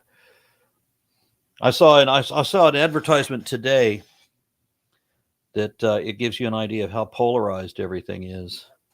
When there were no names mentioned here, in this advertisement, when they talk about how soft on crime Democrat legislators or lawyers or whatever it was, soft on crime Democrats have released all these violent criminals, including one who murdered a family of 3 after whatever. So it's all fear mongering. Not one name mentioned in the ad. And so except for maybe the person they're trying to get, vote for this guy. Elected, yeah. Everybody else, no. And it's just the word Democrat is just associated with soft on crime or leftist or communist or whatever the pejorative is, and people don't even know what the hell these words mean. They've just been trained to react negatively. Like whenever you hear the word leftist, it's got to have the word radical in front of it. Yeah. Well, it's weird that they sort of have said Kamala is soft on crime, and she was too harsh on people at the same time as prosecutor. I don't understand.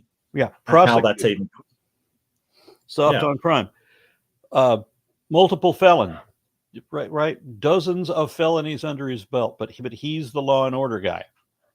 And his administration, half of them have been convicted of felonies, and some of them are still indicted and still awaiting trial. But they're the law and order part. As well as the candidate himself. Let's not forget that how a person who's been convicted of a crime can run for office in the first place is absolutely beyond me.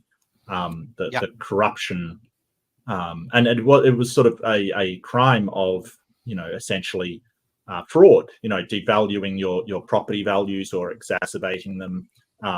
So it is a economic crime, and seriously considering him as the leader of the country. He comes out and he says that he doesn't know what Project 2025 is, and he refuses. He's not going to read it because it's not his plan. But his running mate wrote the forward to it. Yeah. And 30 of his campaign staff and former associates and all of that wrote the rest of it. And Trump keeps citing bits of it, though not by name. Right. He refers to Schedule F, where they're going to just wipe out. They're going to fire everybody that isn't a Trump supporter. All of the bipartisan, lifelong career employees of the government. They're going to fire them all, replace them all with Trump supporters. That's Schedule F in Project 2025. But Trump doesn't mention those names, so no one will know. And when he says, vote for me, Christians, and by the next election, we'll have it fixed so good you won't have to vote anymore. He's been saying over and over by different ways that he's going to have a third term or he's just going to stay in permanently. And his followers don't pay attention to the shit that he says, or they don't care. Because I've talked to a number of Trump supporters who say that they don't like the Constitution, period. They don't like having a government of, by, and for we, the people. They actually want an authoritarian monarchy that enforces biblical law. Christian values. Yeah. Yep. So That's insane. It's the people voting for him, whether they're overt about it or not. Very often, obviously not always, but very often, these people actually want the opposite of what the founding fathers warned us against, what they tried to provide for us. These people who say that, even the Constitution Party, the people in the Constitution Party don't realize that they're actually speaking out, working against the Constitution. Mm-hmm. Trump has specifically attacked every provision of the First Amendment, every one. Yep. And the people in his campaign, or in the authors of Project 2025 that have worked with him, have said that that's not all that they're going after. It's not just the First Amendment, that they want to go after the 14th Amendment and the 19th Amendment. They want to reestablish slavery by some means. And some of them have even said that they want to deprive women of the vote. So when they talk about making America great again, what they literally mean is that they want to go back to 110, 120 years ago, when the United States was a shitty place to live unless you were a rich, white, Christian man, and heterosexual as well. Well, the thing about that they're all rich, white, heterosexual men that promoting it. Well, not all. I don't all think of them. that You got some people true. like Clarence Thomas in there by some mystery. I don't know. Yeah. I have no idea, but I think that if they were, if it was poor Black women that were in charge, I think that they would be violently opposed to it, of course, because it only benefits them. But the First Amendment's freedom of speech, isn't it? Well, yeah, the Congress shall make no law establishing respecting an establishment of religion. That's the first freedom of religion. And then, the First Amendment goes on after that. And then, or prohibiting the free exercise thereof. So there's, and now Trump wanted to declare, and he said this on camera, he wanted to declare the United States a Christian country, which is a violation of that first clause. And then he wanted to ban Muslims, which is a violation of that second clause. Yes. And then the First Amendment goes on, or abridging the freedom of the press, or the freedom of the people to peaceably assemble to address grievances against the government, and so forth, and it goes on. But Trump has gone against every one of these: free speech, freedom of the press, and freedom to peaceably assemble. Yeah, he's gone against all of them, and he said he wants to criminalize. He wants to sue or jail or prosecute anybody that criticizes him. So if he wins, all those people that say, well, this is a free country. No, not anymore. It won't be. Yeah. And he's also said that he'd go after. You say that you're all about personal liberty. You ain't going to have any. You're not going to be able to speak out against the government anymore.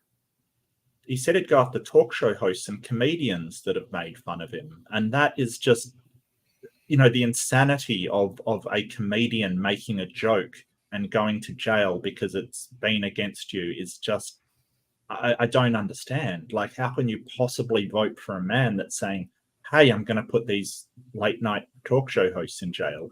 Yep. Because they made a joke about me. It does remind you of North Korea, where the dear leader thing is enshrined, and, some making a joke about, Kim Jong-un would get you thrown in prison. It really does reek of that. And the funny thing is that the same person criticizing North Korea are the people voting for this man, that their own dear leader. I don't understand how it got to that point.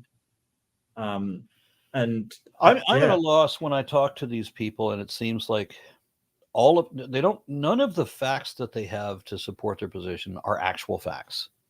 Like, none of them. It's like all their graphs and charts are upside down or flipped around backwards. And it's like everything that George Bush did wrong in 9/11 was somehow Obama's fault. Right. This is the way how these people think. Look at this, for example. Ron DeSantis' campaign had an accurate description of what woke means. Mm-hmm. Means that you're aware that, and I'm having to paraphrase this because I can't remember the exact definition that they had, but it was accurate. Issues. That you're aware that there are certain demographics Hmm. who face more social adversity or more discrimination than, straight white Christian men, right? Sure. There are certain other groups that will have more issues to deal with just naturally because they're not straight or not white or not Christian or not men, whatever. Yeah. And so those who are woke are simply aware that there is this disparity, that a black gay woman is probably going to have more issues getting about, housing and employment and whatever else than I do. And so if I am woke, then I simply don't want to contribute to the problem. I'm aware that the problem exists, and I'm going to do my best not to make it any worse. So how is that not only bad, as the Republican Party points out, but it's the worst thing that can be?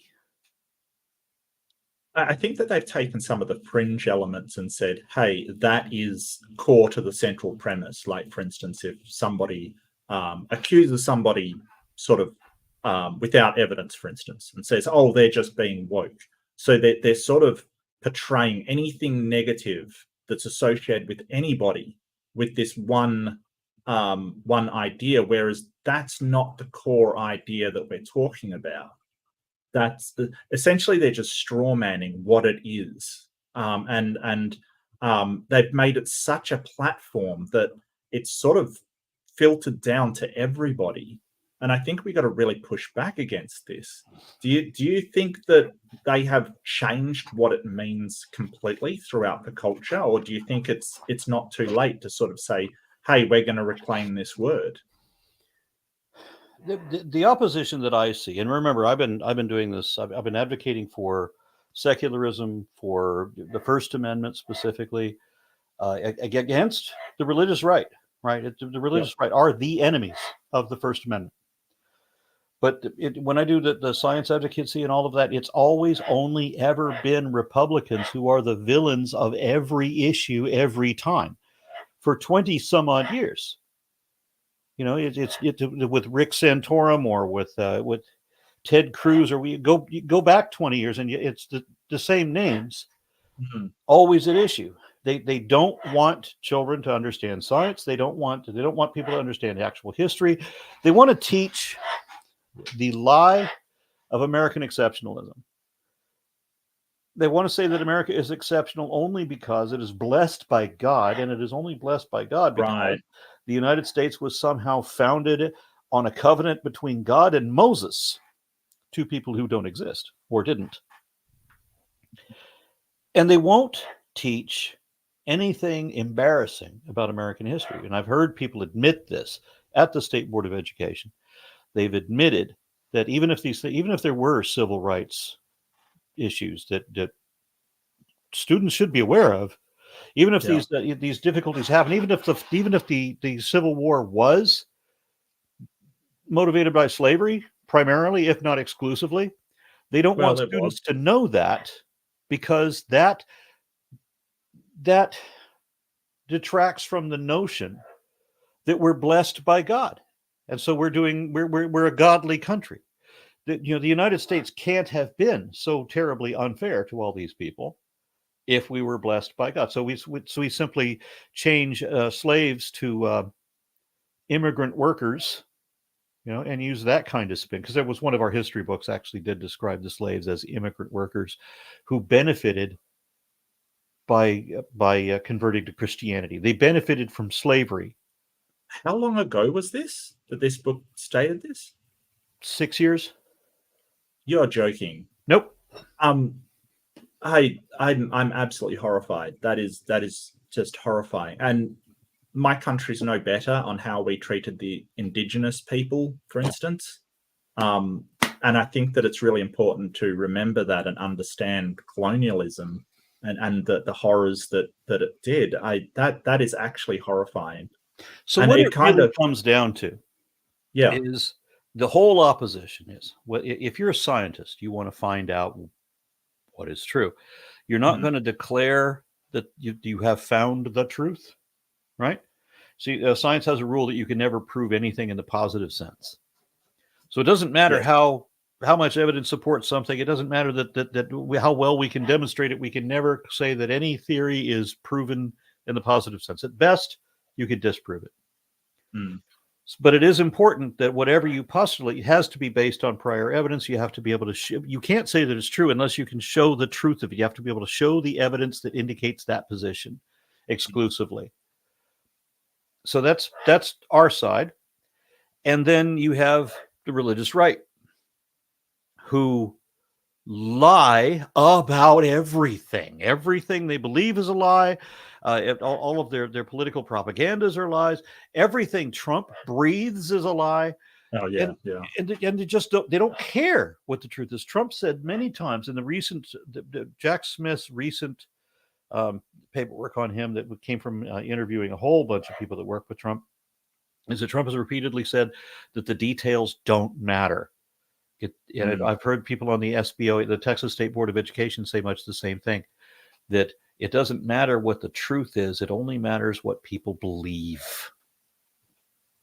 That's what matters to these people. So it all comes down to me. I see because I'm on the political left. Meaning that I value human rights above, corporate corruption.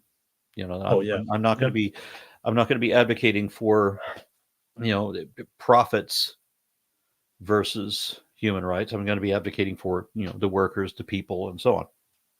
That, puts me on the left. But people have a different idea what that means. They don't have any idea what that means. They just think, oh, you're on the left. That means you're evil. Yeah, I don't think that that's a particularly left idea, sort of just prioritizing people over corporate profits. I think that when you start to get into, very complex and very robust social programs and things like that, you're veering to the left. I think even a moderate person would say, hey, I don't think people should be abused. Am I wrong in that? I would see that as a very moderate view. You would like people to be taken care of before corporate profits is a very right-wing idea. No. It's the corporate profits override the rights of the people. That's the right wing. And I can give you specific examples. I mean, like the first thing that Rick Perry did when he became governor of Texas was sign bills so that they could put toxic waste in public aquifers. And Trump did much the same thing. Once he became president, he repealed like 100 environmental provisions that prevented industries from polluting public waterways. 100 provisions, environmental provisions he repealed. The damage that he did in 4 years is astounding. Of course, his followers don't know that. Yeah. Because they're not looking around or paying attention. They just, he's stupid like me and he hates the same people I hate.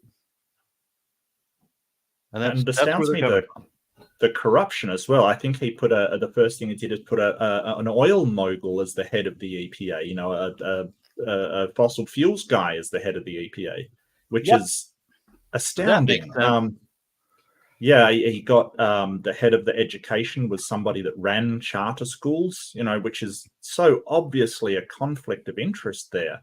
I'm not sure if there's any laws in the US like that, but even the optics are terrible, much less what she did was create more charter schools. Surprise, surprise. You put somebody, a fossil fuel guy in charge of the EPA, he just, changes regulations. You put a charter school person in, they create more somebody you put somebody who's an activist against education right in charge of the Department of Education.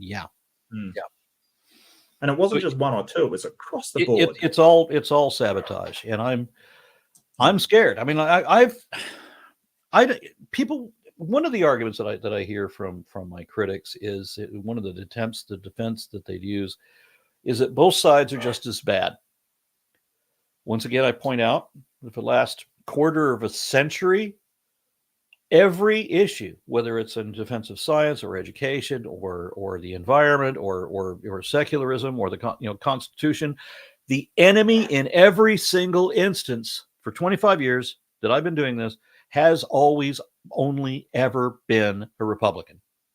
Not one Democrat has ever been unless it's something like Joe Manchin or one of the others that I forget her name, Cinema. I can't remember which one. There was two of them that like fucked everything up for everybody else, and then suddenly switched parties as if that was a big surprise. So you were really a Republican the whole time. So yeah, no wonder. Yeah. But so both sides are not just as bad. One side is profoundly worse because it's also not that there's a good guy and a bad guy thing. Within the Republican Party, you have very few reasonable people left and a whole lot of out of their mind MAGA. In the Democratic Party, you had a lot of corporate establishment corporatists and such, and then you started getting progressives mixing in there, and then they start fighting amongst themselves. And it did not look well what they did to Bernie. So the progressives have been getting a foothold in the Democratic Party since then. The Democratic Party is getting better. Now, I'm not saying that either one is good. They can both be bad. But, one of them is a grilled cheese sandwich and the other one is a turd sandwich. Yes, absolutely. And on fire at this point. Well, you're talking about one that protects corporate interests and one which wishes to essentially dismantle democracy. And not just essentially. Yes, they overtly. Yeah. They want this to be. They want this. They've been trying to get a third party. Oh, excuse me. That would not be. That's not the appropriate language. But they want to eliminate the middle class, and they have lots of different policies that will do that. That will leave just the rich and the impoverished. Like what they used to call third world countries. They want to establish that here. And that's part of why they want to get rid of Planned Parenthood. That's part of why they want to cut education. They want people to be poor and pregnant and produce more laborers. And that's it. And they want the people to thank God for the privilege. Yeah. And so I'm quite worried if this is the way I see this. The Democratic Party has come a long way since 2016, and now progressives actually have a voice and an audience, and people are backing them. And so the progressives in my position these are the people who want to fix things. You have the conservatives, let's keep things the way they always were. Let's go back to the way they used to be, the good old days or whatever. And the progressives want to, no, we can make this better. And this is how we can make this better. And so that's the primary conflict as I see it. So if Kamala wins, one of the first things we need to do is deal with the fact that Netanyahu is not interested in peace talks. He's doing this on purpose. And so that the worst thing about Kamala is that she is as wrong about Netanyahu as Trump is. Kamala and Trump are both wrong on the same thing. And that's the worst thing about her is that here's a guy who wants to annihilate an entire population, and we need to be taking very different action about that. Very different. But if he wins, then we start fixing things that, and people will say to me, well, why didn't they fix all these things now? Well, we're talking about things that Trump broke recently, like what the Supreme Court did about giving the president immunity. Do we really expect that Joe Biden is just going to start murdering political opponents? He can now. Yeah. He can declare as a presidential action and have Trump killed because the Supreme Court said he could. But I think the Republicans know that the Democrats wouldn't do things like that. But the Republicans will. And Trump said so. Trump said he's going to do this. Yeah, and many times, many ways. Well, I think also that the Democrats understand the role that the bicameral system has to play, that you have to get things through both houses in order for them to be law. So they won't do these wide sweeping, presidential edicts and presidential orders, but the Republicans will. So when they're sort of saying, hey, how come Biden couldn't fix this? It's like, well, he's not a tyrant. He's not going to just lay down one of the things authority. One of the things that we need to fix is what the Supreme Court just recently did. So how do you? This wasn't something that Biden entered the presidency with this problem that he had to fix. No, the problem became a problem only in the last year. And so how do you override the obvious bias of the Supreme Court? There's a lot of different ways that we can do that, but this deep into the election year, what's going to be the success? What kind of success can he have? How could he impeach, for example? How could the United States impeach all these corrupt justices? I'd love to see that done, but I don't see it happening this late. I don't see it happening a month before the election, or even 3 or 4 months ago, although it should have. But how does the government actually go about doing that? Like, does it require a majority in the House, or does it require 3/4, like presidential impeachment? For this, I think they've only ever impeached 2 Supreme Court justices, if that, because I can't remember for sure, and I don't want to say if I don't know for sure. But no, that's fine. I don't know how they would do it. I just know that each of the justices lied on their in their entrance when they gave their positions, under oath. No, they all said that Roe v. Wade was the established law of the land and precedent of the Supreme Court and all that, and then they right away went after it anyway, contradicted themselves. But then Republicans are common to do that. I mean, like. Mitch McConnell and Lindsey Graham both said, we're never going to try to position a Supreme Court justice this late in an election year unless we get to choose who the justice is. Then we're going to push that through no matter what, because it's completely double-sided, or it's the corruption. The way that I see this is you have Democrats that are arguing amongst themselves because you don't have them as a unified bloc. Like most of the Republican Party are all on the same page on everything. And the Democrats are fighting amongst themselves because you have some establishment corporations, you have the old types, and then you have the progressives that want to fix things. And so they're not all in unified agreement. And whenever the Democratic Party does something that is untoward, that causes rifts within the party that don't happen among Republicans. Why the fuck not? I don't know. So let's say we'll put up with any number of things as long as we get what we want, because the ends justify the means. And so they've got this guy that they know that they can manipulate. He'll be the figurehead, and the Heritage Foundation will essentially run the country because Trump is incompetent, but he's useful. Yep. He's a useful idiot. Yeah, as he always has been. Well, and that's without even going into Putin looking over his shoulder and calling him to do whatever he wants, because he's already, his love of Putin and these other dictators that are strong men around the world is genuinely discomforting. Yeah. So in short, if Trump wins, and even if it comes close to winning, because he's already got the election rigged, he's got his fake electors set up. He's got people in Georgia who will refuse to certify.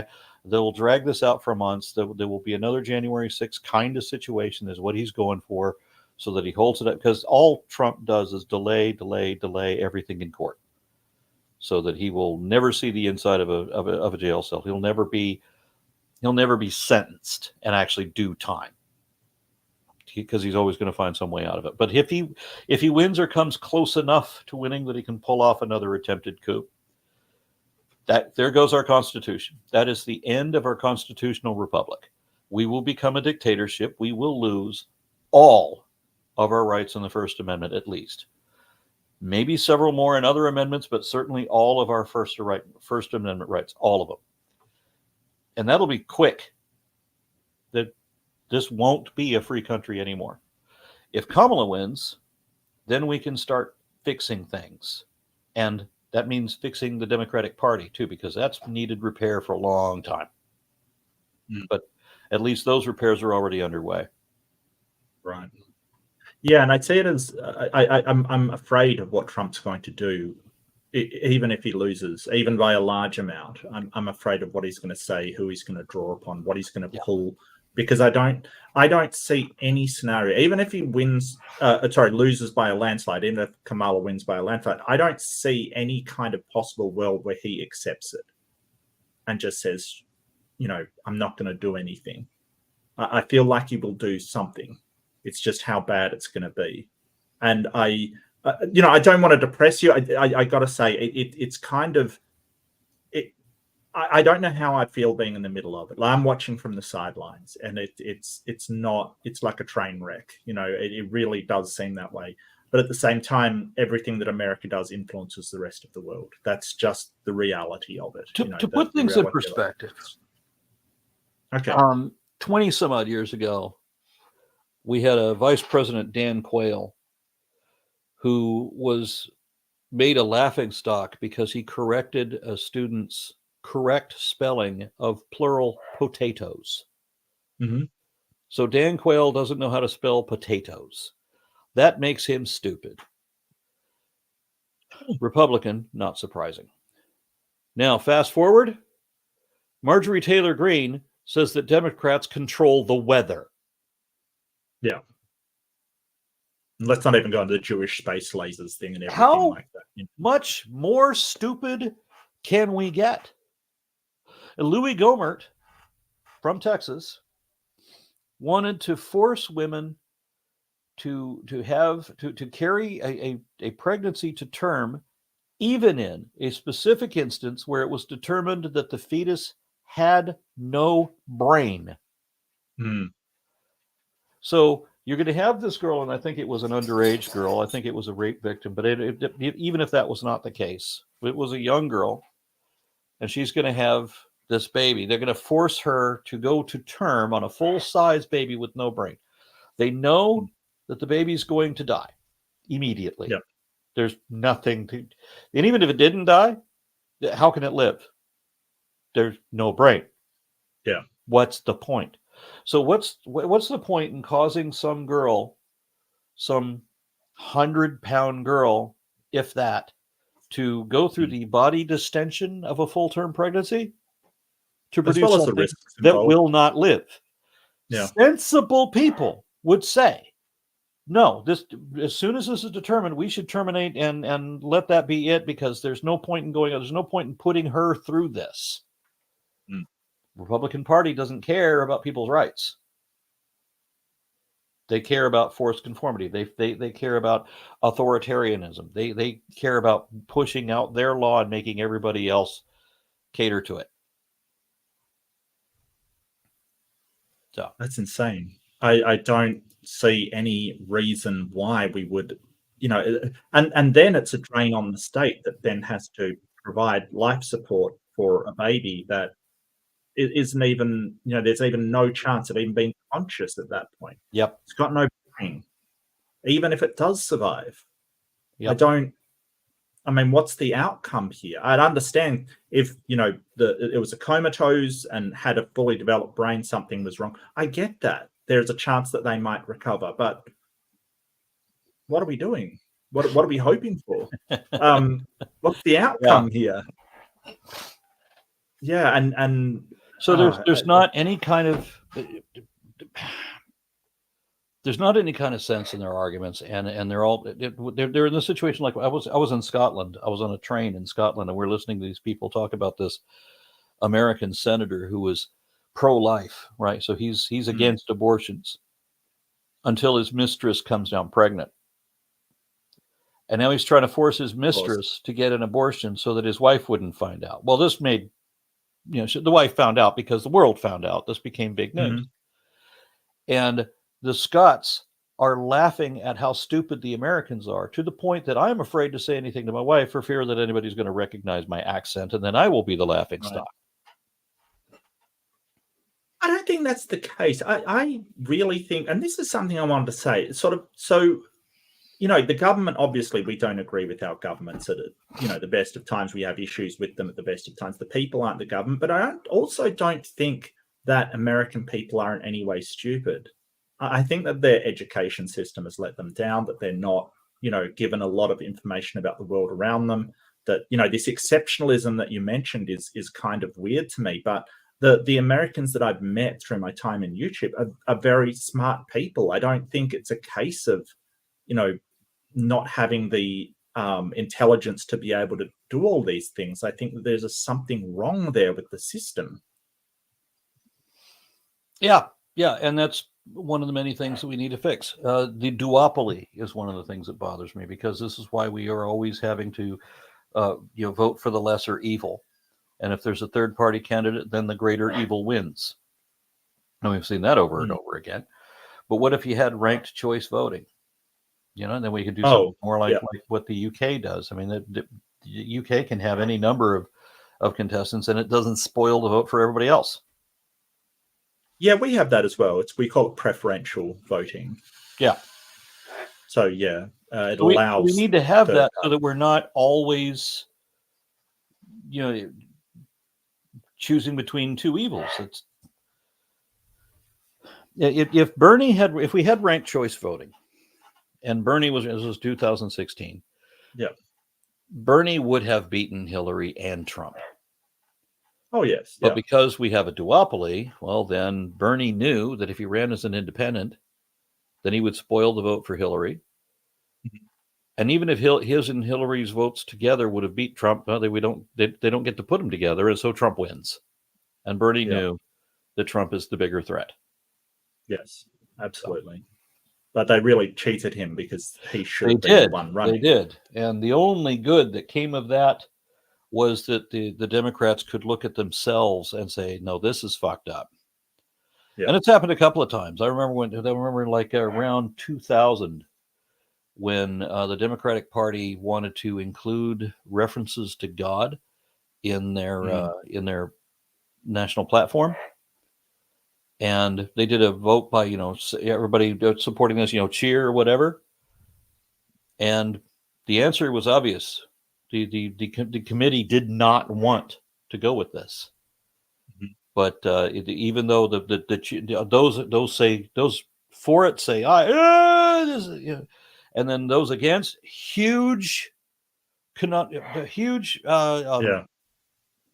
massive response. Yeah. And that they've already written down what they're going to do. They've decided in advance that this is what they're going to do. And now they realize that the crowd is completely against them. But they're going to do anyway and say that the ayes have it. And now there's pandemonium. So no, Democrats realize that when people in their own party are fucking up. Republicans don't seem to acknowledge that. Very few exceptions. Arnold Schwarzenegger, Mitt Romney, handful of others that'll get out of politics saying, nope, this party has left me. Liz Cheney. How fucked up do you have to be before Liz Cheney says, nope, you're too much for me? Yeah, that's and I do appreciate that Mitt Romney has been one of the few people to say Trump's bad and keep saying it, instead of flipping right to the other side and saying, no, he's the hero we've already, always needed. And I cannot for the life of me understand why people would believe someone that says, Trump is a horrible person, like Ted Cruz, for instance, said he was horrible, corrupt, a liar, all of these things. And then as soon as he's the candidate, he flips over to, oh, he's the best thing that there ever was. How do you trust somebody like that? Yeah. J.D. Vance, I'm a never Trumper. And suddenly he's the younger Trumper, or he's the young Trump. So they want to replace the old guy with J.D. Vance now. Yeah. I think the first thing I would do, if I could control the electorate system or the election system, is to basically make limits or huge caps on how much money can be donated from various sources. What do you think about that? Well, when I ran for office, which I was in politics just long enough to know that I don't want to be in politics, because all it is begging. That's fair. And I'm no good at begging for money. So there was another candidate that has a much better shot. And so what meager donations I'd managed to raise, I gave to him, and I bowed out. But I was told that when I ran for office in my humble little district, I was told that you would need in a normal election cycle, you would need $35,000 to start with. Wow. To begin your campaign. This is for a job that pays $21,000 a year, and you only work every other year. But you need to bring in donations more than you make to get the position. And then all you do in the position is continually beg for more money to get reelected. Right. If I was in a similar sort of election in the UK, I would be capped at 25,000 pounds. Excuse me, 30. It was 35,000 pounds. Yeah. So you have to start with $35,000 in the US, and you're capped at 35,000 pounds in the UK.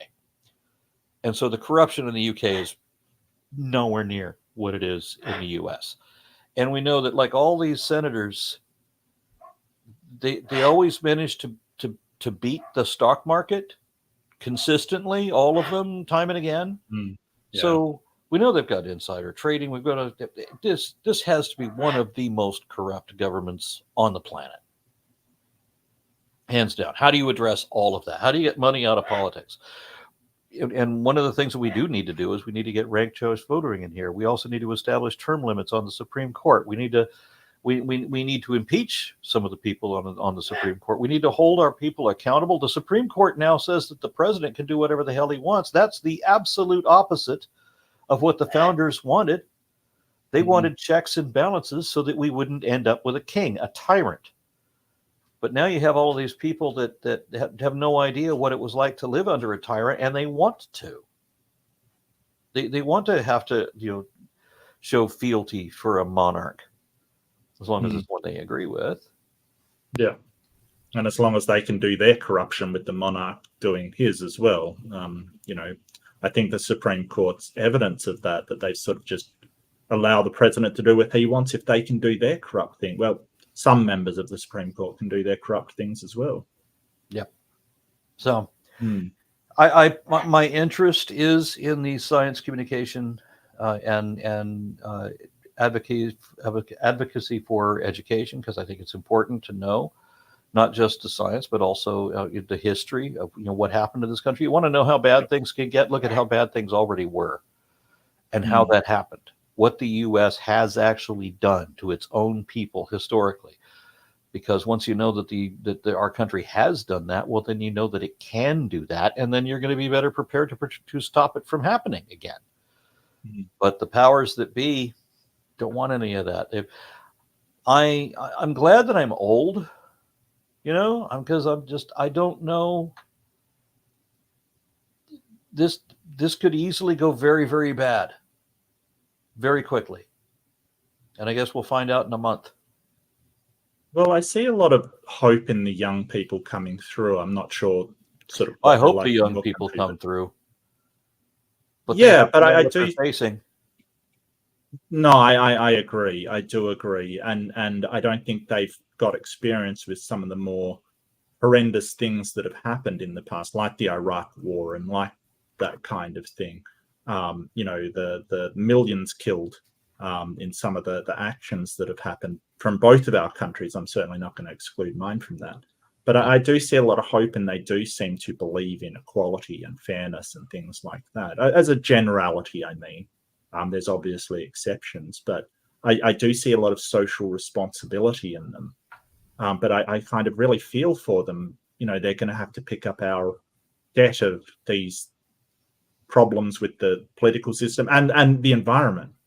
We knew about global warming for decades now, and still nothing. So why does the Republican Party deny, anthropogenic climate change? They wanted the thing they're primarily wanting to deny is that it's anthropogenic, because if we're causing it, that means we can do something about it, and that means we have a responsibility. But have you noticed that Christianity in general is just all about denying responsibility? Well, they think that a God's coming to save them. Yeah, and so it doesn't matter what we do to the planet because Jesus Right. will come back to roast everything any day now, right? All Yeah. that matters is that we have is, bring as many souls to the Lord. It doesn't matter if everybody's starving because Jesus is coming back. It doesn't matter what crimes I've committed because you can't convict me because Jesus has forgiven me. And you don't have to help anybody. You can just pray that they'll get the help that they need, and even then you don't pray. You just say that you're going to pray. And you don't have to atone for anything. You can just beg forgiveness from God, not from the person you wronged. All of that. There's a complete denial of responsibility throughout Christianity. And of course, when all you care about is, your profits and so on, then you don't want to be responsible for the environment. You could make quite an industry out of green technology. You could have all kinds of jobs and all of this. Producing energy more better than we currently are, and certainly cleaner than we are, with a whole industry on that. But these people are conservative, and they want to stick with their oil because they know how that works. So and lobbying by the oil companies doesn't hurt either. Let's face it. So let's burn the country down as long as it improves our profits over the next fiscal quarter. Mm-hmm. And then that's the whole other thing is that people don't have the very people who carry the American flag around right next to the Dixie flag, by the way. Yeah. Right. Go figure that out. Do you not? I can't. Which side of that war are you on? They don't even know, but they think that they're the patriots, and they're working against everything this country stood for, everything, and their own best interests. And their own best interests, yes. So they want to blame. Remember when they wanted to blame everything on Obama? And anything that happened. Thanks, Obama. Even when it was thanks, Obama. Yeah. Yeah. Well, they want to do the same thing with Biden. I've heard people say thanks, Biden, because we had inflation as a result of COVID. Yeah. Global inflation everywhere in the world, and somehow that's Biden's fault. But there's only one side that has proposed anything to address it. Raising tariffs on things is not going to stop inflation. That will make it worse. And somebody needs to explain to Trump what tariffs are. Right. But unfortunately, as George Carlin put it, think about how stupid the average person is, and remember that half of them are stupider than that. Yeah. And so that's why this is such a close race nationally. Yeah, it's incredible. And I heard recently that just talking about education again, that the schools in Texas just proposed another sort of religious curriculum kind of thing. That there's a big. Have you heard about this at all? No. Apparently, they've proposed another one that's very controversial. It was proposed in September. I'll just find it. I did have to close my thing, but I'll find it.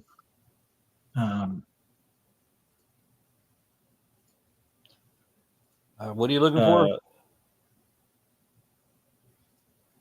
It was a Texas curriculum that had. I testified about that. Oh, I really? was in Austin testifying to the Texas State Board of Education about that. Right. Yeah, because they just want to flat out teach religion, teach Christianity as true in history class, social studies, and so on. Well, they also had, I was reading that it had a thing of making sort of romanticizing the Crusades as well, that the Crusades were a great thing. And, teaching Jewish and Muslim kids how great the Crusades were. Yeah. And I think the Jewish community did rise up against that one because, why would you glorify? When I was there giving testimony, and it was all day thing. I was there at 8:00 in the morning, and I didn't get to speak until 3:30 or thereabouts in the afternoon, and that was after getting up at 3:00 in the morning to drive from Dallas to Austin. Wow! But yeah, okay, yeah, and so I only went to bed 3 hours before because I'm just that way. But I mean, there were a number of Sikhs there. It was curious. I don't remember one. Yep. I don't remember one Muslim giving testimony at all, but there were 4 or 5 Sikhs there. each giving their testimony, and a handful of Jewish people as well, talk about how you can't teach the Crusades as a romanticized thing about how great that was because we were on the other side of that shit. You know, and Native Americans try to give testimony, but of course they're drowned out as well. The religious right have tried very hard to remove all ethnic reverence so that everybody that ever did anything important in history was white and Christian, the way that they've rewritten things. So Thurgood Marshall was removed from our history books because who cares if there was a black justice? We're only going to talk about the white ones. And when Thomas Jefferson became inconvenient for the people pushing the American exceptionalism thing, they wanted to remove him and replace him with Jefferson Davis, who used arguments, biblical arguments, to support slavery because he was the president of the Confederacy during the Civil War. Yeah, that's a problem. Yeah, but what are you going to do? The religious right all about controlling people, control what they think, make them believe things that are not true, so they'll vote according to their emotion, just like we tell them to. We don't want people to consider the nuance of anything. Everything has to be black and white. And so I'm very concerned. If Trump wins, my career is over. I am on the board of directors for American Atheists. We're an advocacy group in defense of the First Amendment. There won't be a First Amendment. Right. As an atheist, I could easily become a criminal. I could be criminalized in my own country just because I don't believe, according to some of the things in Project 2025. I would like to think that it won't get to that. I would like to think that people will draw the line way before that happens. But I'm not a member of that country, right? I would like to think. I would like to think that it's one thing for people to deceive others, but we've got cases of where the Nazis did that kind of thing. They promised all these things, and people didn't get out and protest and sort of stop the government from doing what it's doing. So look at Egypt, right, or Afghanistan, decades ago, and both of them thought that they're secular countries and they're safe. They're intelligent people. And both of them were completely overrun. I remember seeing like the president, I think it was the president of Egypt decades ago, commenting about how they wanted to, enforce wearing hijabs enforce all the women to wear hijabs. How ridiculous is that? Look at them now. Right? I mean, so it is possible that even though unbelievers in the United States now outnumber not only Jews, we outnumber Catholics, we now outnumber Protestant Christians. But when you set up a political system wherein you can kill the infidel in the word of one or two, 2 or 3 believers or whatever, 2 or 3 witnesses. Well, as we mentioned before, people will tend to convert back to religion when they find themselves at the point of a gun. Right. Yeah. When you need to go with the flow, when people just want to live their lives and don't want to spend all of it fighting, because that's what it is. Well, I think that's what is so important about what you do. To teach people to think critically and to reject these sort of imaginary friends that sort of people are telling us about. I think that's why it's so important and why you've done such a fantastic job. Well, I thank you sincerely for that, but I don't feel like I've done a fantastic job. Really? I mean, everything I've been struggling for decades is on the line right now. That's harsh. That's rough. Yeah, that's rough. Yeah, and I'm going to have to do more political videos. I'd love to do more science videos, but they don't get a lot of views, And then there's, and this advocacy thing or the activism doesn't pay like if I were religious. So, well, yeah, we've all noticed that. If we just were religious and asking people for money for God, it would be so much easier life. We've all noticed that. But it depends how much is your integrity worth. I see it as no, people will say, Pascal's wager. Well, what are you giving up if you believe in a God? Well, my integrity, isn't that worth something to you? So you have your integrity and you have done so much. I don't, your videos on why the Ark story is terrible and a stupid thing to believe are sort of the seminal work of the arguments against Noah's Ark. I will uncategorically say that. I don't know that there's almost nobody I could sort of mention that has done more for the atheist movement. Maybe Matt Delahunty, maybe Seth Andrews kind of thing.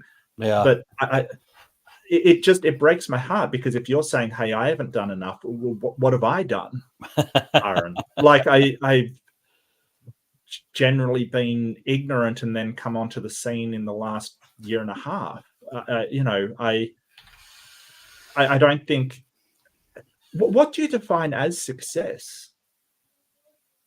Well, as I said, I've been doing this for, and it's measured, because I mean, I'm with a lot of other people that have been doing this. I know that I get messages from people saying that from thanking me. I get a few a week, sometimes as many as one a day, and have done for at least a decade. I've been getting messages like this.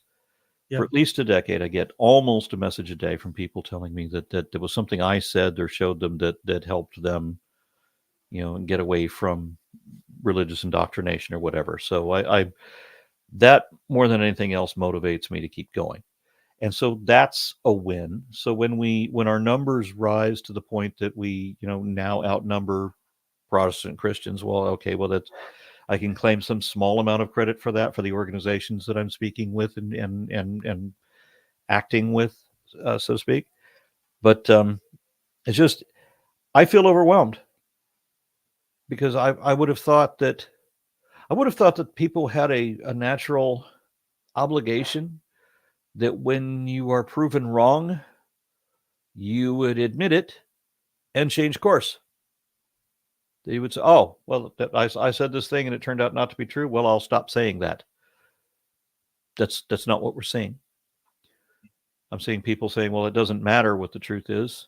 And why can't I lie? I've had many people tell me, why can't I lie? Why does it have to be true before I believe it?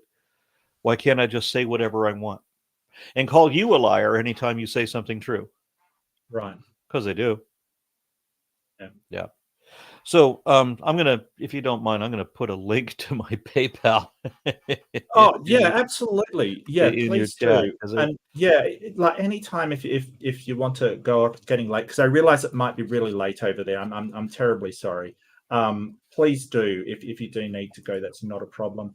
Just drop in the link. I'll post it in chat. But Aaron, I think one of the best things I heard is that success should be measured by the knowledge that we did our very best, whatever the outcome. And I think that out of all the people I've seen on the internet, you have done your very best to do the best for the well-being of people, just humans, everybody. And I really, I do look up to you. I was very nervous for this. I got to say, because you are the Aron Ra, and I'm just, but I have to tell myself I'm doing my best. And I think you're an amazing person. I think you're an amazing speaker. The work on phylogeny taught me so much about clades and things like that. It educates people. It helps people. And even though I was never a believer, you still enlightened me. I don't see how you could have possibly done any better. I don't see a world in which you could have done any better. Well, if the world isn't getting much better, I'm sorry to say. It's just, like I said, I'm just this close to this election. This is an unprecedented election. I know that there have been serious concerns in every election leading up to this, and we've always thought, well, if that guy wins, then it's all gloom and doom. But I mean, seriously, this one decides whether we still have a constitution or not. decides whether we still have a republic, a constitutional republic. And that's heavy. Yeah. And if we keep it, as Benjamin Franklin said, you've given you a republic if you can keep it. If we keep it, we've got to fix so many things, particularly with regard to holding accountability to the president, and the corruption in the politics, and in the Supreme Court, and impeaching people in the Supreme Court, holding everybody accountable, because nobody's accountable right now. Senators and justices can do whatever the hell they want. Yeah, that's frightening. How did we get that way? Well, I must say, though, things are better than they used to be. Like you mentioned, the Civil War and the slavery and all of this kind of stuff. We just need to hold on to our principles. And your voice is really important in that. But I really would like to see you be kinder to yourself. All that you've done, all that you've attempted to do. I don't see why anything... The way that society's got, I don't see why that's any of your fault when you've actively fought against it for so long. Well, I'm not. I don't mean to sound that way. It's just that we're taking on so much, and it just seems like the stupid is winning. I think really stupid will be with us for a long time, but if it's any consolation, things have been a lot stupider in the past. I will grant that, because I know my history. Yeah, but it's amazing to me that we can have so many people that are so brilliant and understand so much, and yet we can have so much of the population that has. You've listened to these people speaking on Trump's behalf, and I'm like, none of that is true. I mean, where are you getting all of this? That Obama was a Muslim, for example, born in Kenya, for whatever lie you need to, right? Somebody just posted something about Kamala Harris wearing a bright red communist suit with sickle and hammer and all that. It's AI. But the Republicans are sharing it as if it was a photo, as if she actually wore it. And the comments are, how dare she wear something like that? She's on an American. Mm-hmm.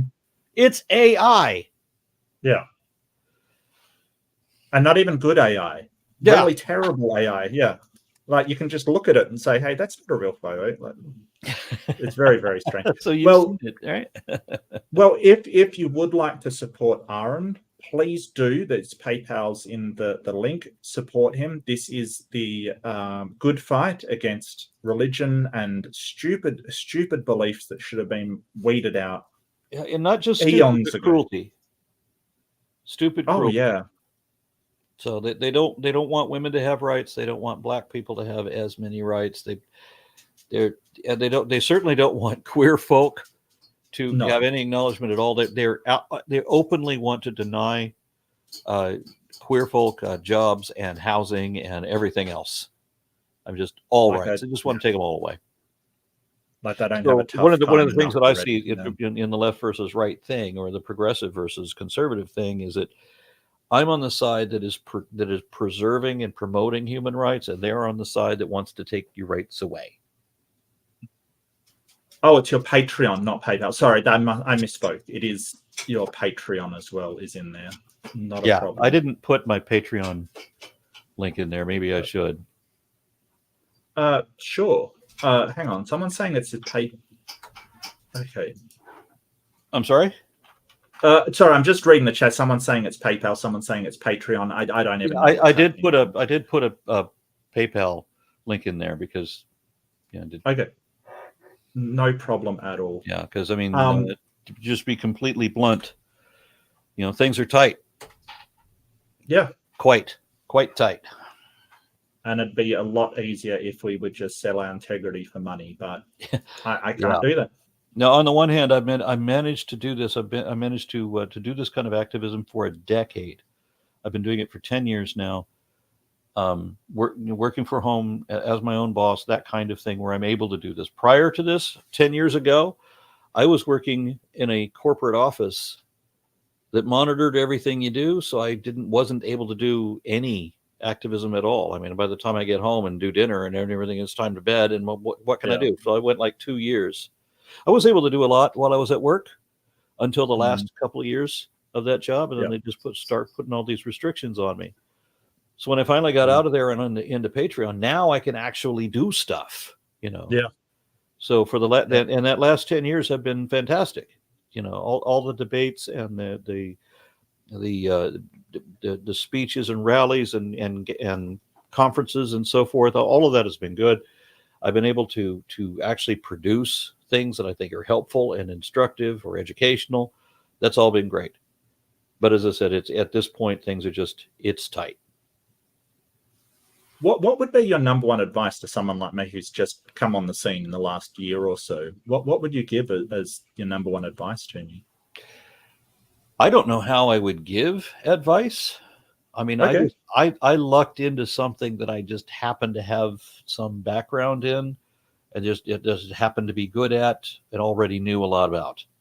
So YouTube was and the prior to that, when I was in Talk.Origins, when I back in the days of Usenet, I honed my arguments by arguing with ministers and so forth on Usenet, and keeping notes of all their arguments, and then looking up all of the things that they're saying. So I mean, in the course of at one point, my job had me working at night, so I had a lot of free time in the middle of the night when we weren't getting many calls. And in that time, I read the Bhagavad Gita, I read the Avestas of Zarathustra, and I was taking classes at the same time. So I was on this huge learning curve, and I loved doing that. I didn't have a social life at all for like at least a decade. I didn't have any social life at all. I was just, all I would do is research to get and understand these arguments from both sides. Yeah. Well, I don't have a social life either. Mine doesn't exist. So you know what you're good at. So I couldn't begin to say. That's fair. I'm really good at arguing with people. I'm very, very good at it. And being patient with people, I guess, is my other skill that I've managed to hone over time. But I appreciate it. Go for what you're good at. That's probably good advice. I don't want to keep you too long, Aaron. Your stuff's in there. If you want me to put anything in the description, please do. More than happy to. I've got a couple of chats to read out, just people that sent stuff in. Okay. You're more than welcome to hang around if you do want to. That's more than happy to. I can for a minute. Okay. So Left-Handed Jedi, mem for 9 months, variety of the spice of life, spice must flow. Thank you, Left-Handed Jedi. Hooligan for 333 Canadian. A super chat for Aaron and Mark to split evenly. Thanks, buddy. Should I? I don't know if the Canadian cent piece can be split down the middle, but do you want the left side or the right side, Aaron? Well, isn't your? No, that's a different coin. That's a Toomey, isn't it? Oh, I don't know. Toomey. I'm not Canadian. Is that a Canadian thing? I think that they have a coin that. It's called a toonie or something. Anyway, never mind. That's okay. I'll let the Canadians probably understand what you mean. Deviant Outcast for 50 South Korean. Is that what country is that? Swedish kroner. Swedish. Yeah, that makes sense. Well, I guess you two will have to join me in suit for morning cuddles. It's not awkward, I promise. It won't be. Don't think about it. I'll be fine. Okay, Deviant. That's weird. I don't know who Suit is. I presume it's a cat, and I'm always happy to hug cats, always. Left-Handed Jedi, $10. The rise of anti-intellectualism is going strong. And it's a problem. It's definitely a problem, as well as the lack of trust in intellectualism. Somebody I was talking to the other day was saying, well, I don't understand all of these physics and evolution and all of these things, but they have to understand it before they believe it. It's very strange.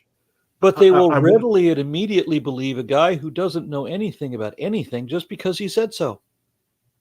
Plus, you don't go to your mechanic and go, well, I've got to understand mechanics in order for him to fix my car. We're not doing this with other professions, I don't understand how you're making a cake, so I can't take the cake. We're not doing this. We're just doing it to people in physics and, nuclear science and things like that. I don't take I don't that get same mechanic, and the mechanic walks up on stage and says, "I'm a preacher now," and everybody believes whatever he says. Right. And yeah, he doesn't know as- anything about theology or biblical history or any of that, or science or actual history, none of that. But they'll believe everything he said because he's a religious authority. Whereas you get actual experts, specialists in their field, nobody trusts a word they say. Yeah. Have been studying it all their lives and have evidence for it, and they just say, no, well, I don't understand it. Yeah. Yeah. Incredible. Robin, pick a winner. I'll donate one of Aron's books. I'd love to know which one it is, Robin, but the number I chose was 51, so closest to that. Thank you for the $2, Robin. Really appreciate it. I gifted 5 readerships. Let's ignore me. Eric gifted 5 memberships. Thank you so much, Eric. I really appreciate it. And Farron Sellers had a $9.99 super sticker. At least you didn't expect us to cut that one in 2 as well. Thank you. And Left-Handed Jedi gifted 5 Mark Reid readerships. Thank you so much, guys. I really appreciate it. It means so much to me. I don't want to keep you too long, Aron, but I do want to thank you so much for coming on. Everything that you have done for the atheist movement and the secular movement in general, I think the world is a better place for having secular humanism in it.